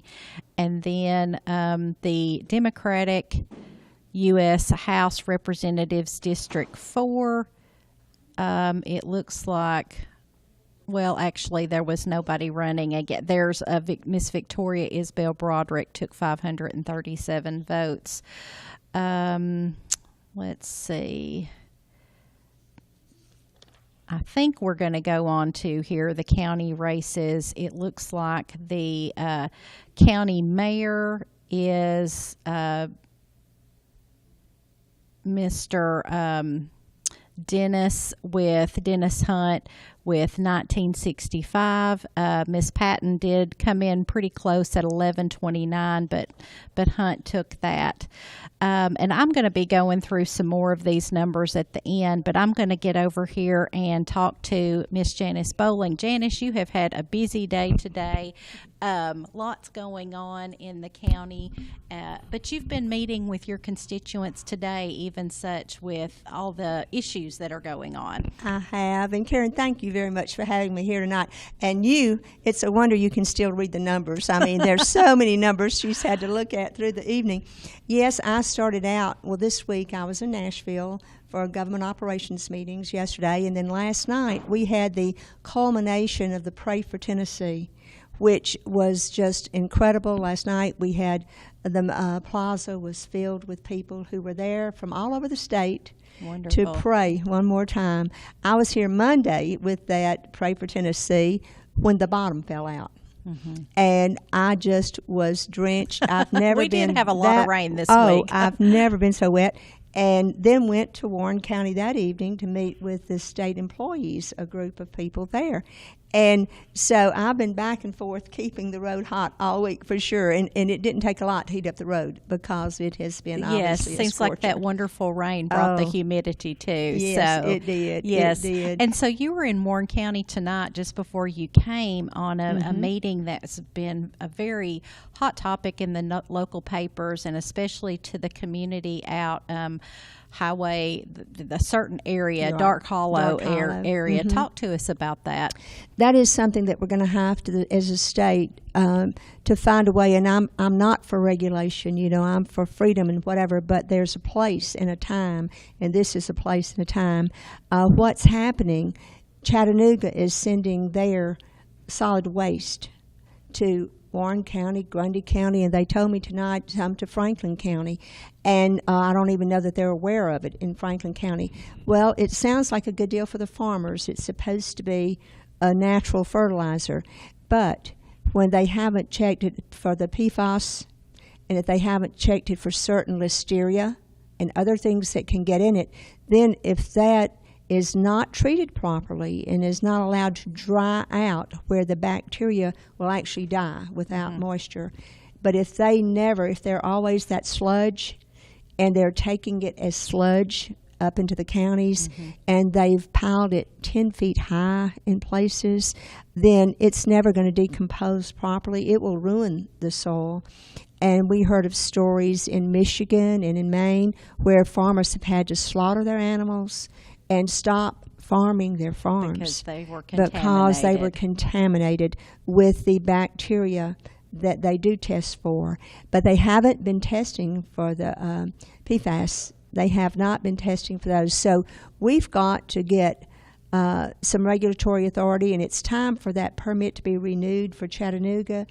And so we're going to, as a statewide permit too, we're going to have to make sure that there's some new checkpoints that have to be made because we can't have our agriculture, Tennessee's number one industrial issue is agriculture. Right. And if we have the very foundation, the land, contaminated with waste that has to be treated better than it's doing it. It's Class A, Class B. We're getting Class B, and it is still wet, and it's never dried, and it's bad for a lot of reasons. Well, yeah, I mean, the alarm bells kind of tend to go off at first from the smell, of course. Oh, yes, that's your right. first issue. But then you've got the groundwater runoff. Right. And I'll say, you're not against farmers. No, You no, no, want I'm them for to the farmers. I get it. Fertilize it is an all-time expense right now. Right. So you want them to have an economical way Right. of fertilizing their ground. But sounds like that they're taking, not the farmers themselves, No. but it's a shortcut being taken that should not be taken. At the Chattanooga level, because they've been failing when the state inspects them. At the point when they're failing and not putting out a good product, the state should shut them down until they get their operation going correctly. Right. And that hasn't been happening because Chattanooga's got to have a wastewater treatment plant, even if it's not working right. And something's got to give there, and it's got to be at that systemic part of the beginning, the head of the snake, if you will. That's got to be fixed. And then these other things is that comes into the farms, spreading it and then incorporating it into the soil. They need to have certain rules. You can't leave it lying on the top. You've got to get it incorporated. Can't leave it piled. You cannot. And it can't be in areas that are running straight into the sinkholes and into the rivers and into the water supply, because there are things that can really cause a lot of deadly illnesses and just poisoning the water. Well, we don't want that. I think the big thing started out being that, property values, nobody wants, it's kind of like having sometimes a chicken barn for a neighbor. Right, you worry about your property value and things like that. But when you get into the health side of it, Yes. that's a whole nother, we've got to take it very, very We seriously. do, and we've got to protect the farmers' land too, because we can't allow an object that's coming into their land that could actually end up them losing the potential of what that land has. So it's going to be a complex issue, and yet I think the people tonight, outstanding. Well, Janice, I know that's just one thing that's going on. What have you worked on, I guess, that you've got coming up? Since you do you have to run again in November, correct? There, okay. I have 2 opponents in November, a Democrat and an independent. And so I will be on the ballot again in November, and I hope that I win in November, and appreciate the courtesy votes tonight. But right now, there are things I've always been working for, specifically after COVID, when we found out that our freedom we couldn't take for granted because there were regulatory things that were coming in that actually were unconstitutional from the federal level and even from the state level. And I want to make sure that the people in Tennessee have their life, liberty, and pursuit of happiness. That's my oath of office. That's what I have to do, and that's what I intend to do. Great. I mean, I know you've, been serving for a long time, and so you've tackled a lot of issues over the years, and it's awesome to hear that you are here constantly, taking this very seriously, having these meetings with your constituents and finding out what's important to them. What do you think on the local level about all of the new mayor, and you're a Coffee County native, and Tullahoma new mayor, and new county mayor in Coffee County? It will be a new group of people to learn to work with, and it'll be an opportunity for all of us to work together and grow together and do what's right for Coffee County.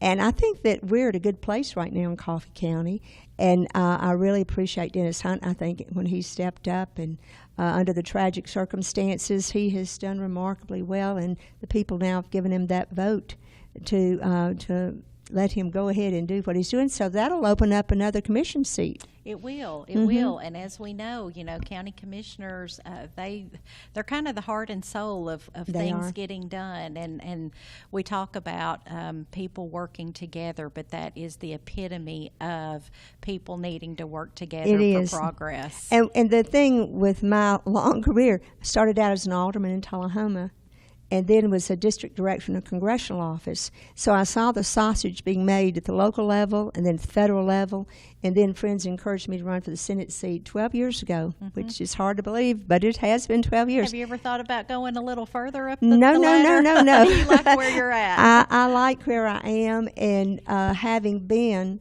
as an alderman and having been at the federal side, it gives me a little more insight in serving at the state level and what we can do and how we can do it and how we can interface with our counterparts too. Yeah, really, if you think about it, more change can almost be made for your people, your state on that level. It really can. It gets into a whole nother whole nother bowl of things that we don't want to sometimes get involved in. No, that's right. That's right. And it's just when you can see the fruit of your labor too. Yes. And when you have people come up and hug you. And tonight, the social hall at the Central Church Christ was full, and people, a lot of them I knew very well, some I didn't know very well, but they all came up and said, "Thank you so much for doing this." You get the personal interaction, and that's always what you're there for. Yeah. Well, I appreciate you coming and patiently waiting to Glad be to be with here. us tonight. Glad to be here. We've had lots of numbers come in from Coffee County. As we close out here our election coverage in Coffee County, throughout the night you're going to see the individual precincts and the numbers keep going on your screen.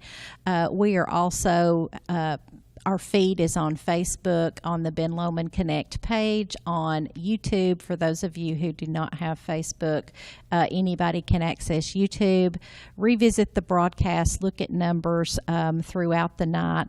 Thank you so much for helping me tonight. You're a great conspiracy for Yes. us, cohort, I guess would be the better word. But appreciate Janice helping me wrap up tonight in Coffee County. Now, I don't think Warren County is done, so Brian may keep going. We've still got some numbers coming in, but I'm going to go back to our commercials and our sponsors, and thank you so much to them tonight. But we're going to sign off here in Coffee County. Thank you so much.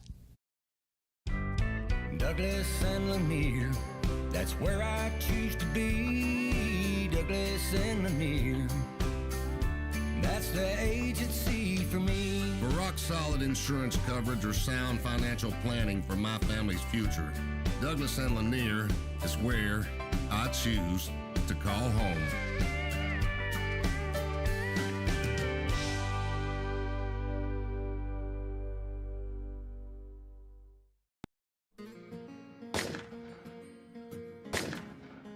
Freedom Pawn is not your typical pawn shop. At Freedom Pawn in Sparta, we understand that shooting is more than just a hobby. As the only F1 firearms dealer in the Upper Cumberland, we offer top-of-the-line firearms for all your shooting needs. If you're short on cash, bring your valuables to Freedom Pawn for the best loan amounts around. Whether you're a seasoned marksman or just need some extra cash, Freedom Pawn has everything you need. Visit us today at Freedom Pawn. For 150 years, we've been part of the fabric of this community. From our first day to today, we've grown with you, celebrating your successes, supporting your dreams. We're more than a bank. We're your neighbors, your friends. Let's build the next 150 years together. First National Bank of Middle Tennessee, your community bank.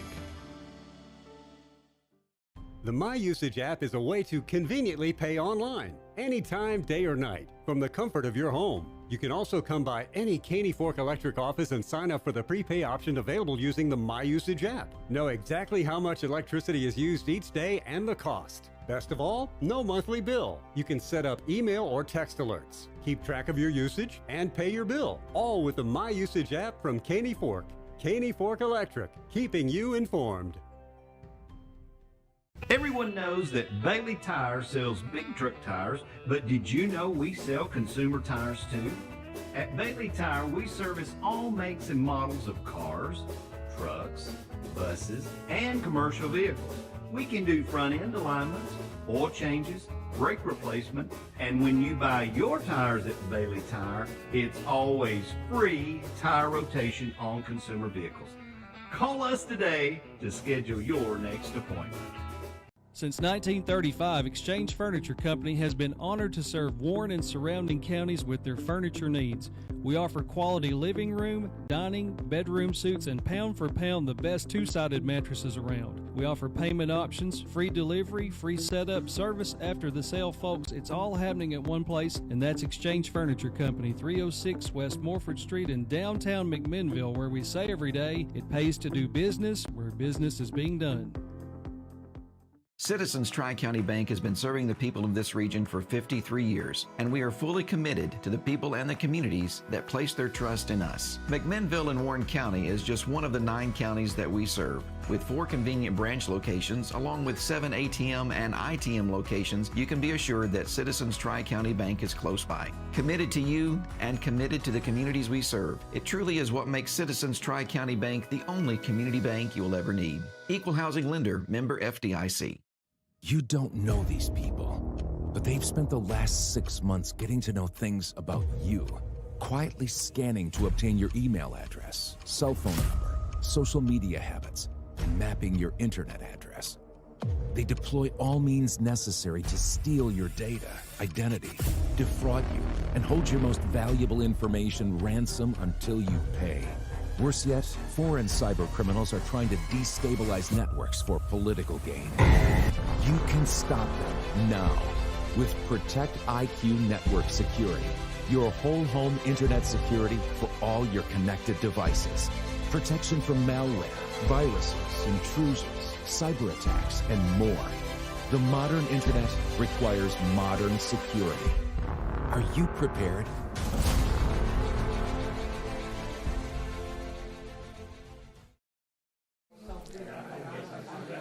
Welcome back in for the final segment, our election coverage here on BLTV Channel 6, Facebook Live on Ben Lomand Connect, and then also, too, on our YouTube channel. Brian Kell, news editor of the Southern Standard, who I think has knocked all of his stories out. One of three. One of three stories knocked out for tomorrow. Again, thanks to Southern Standard and Rob for joining us. Catch the online edition after midnight, and also your paper in the morning.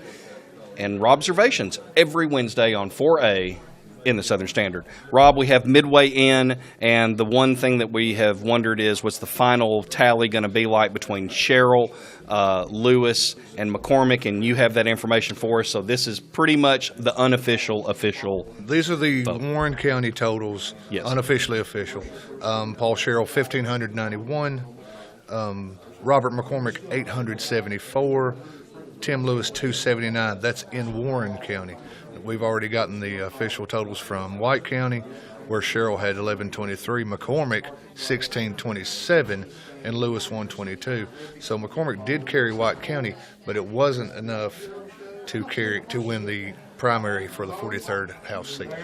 For the past 2 years, Robinson in 2022 and now McCormick in 2024, they take White County, and it's Warren County that sweeps in and is enough of the difference for Paul Sherrill to go back for his fifth term in the 43rd District. Yes, it is.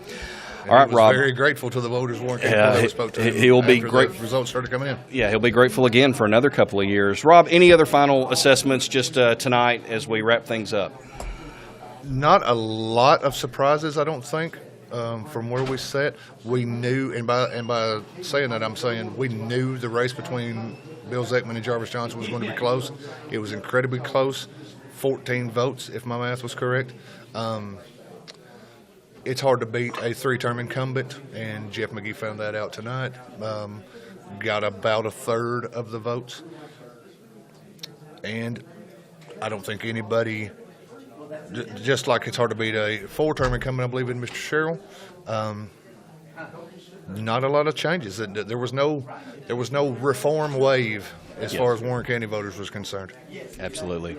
Rob, thank you so much for joining us tonight as we came back to William Biles. No, wait, the County Administrative Building and did an election show. Thanks so much. It's still William Biles. It is still William Biles. Thank you so much. We're going to slide you out. Let the boss man, Greg Smart, get in here with us as we wrap things up. As Greg slides in and Rob slides out, I want to thank First National Bank of Middle Tennessee, Exchange Furniture, Caney Fork Electric, also Douglas and Lanier Insurance, Freedom Pond, Bailey Tire, and Citizen Tri-County Bank. Greg, we've had some great sponsors tonight. I know that you know just about each one of those businesses. We couldn't do it without them tonight. Absolutely. It's that's what makes us go, for sure. Another election coverage in the books, and I'll let you talk about it, but I know that as you saw Karen wrap things up in Manchester, that made you awfully proud. Just talk about tonight.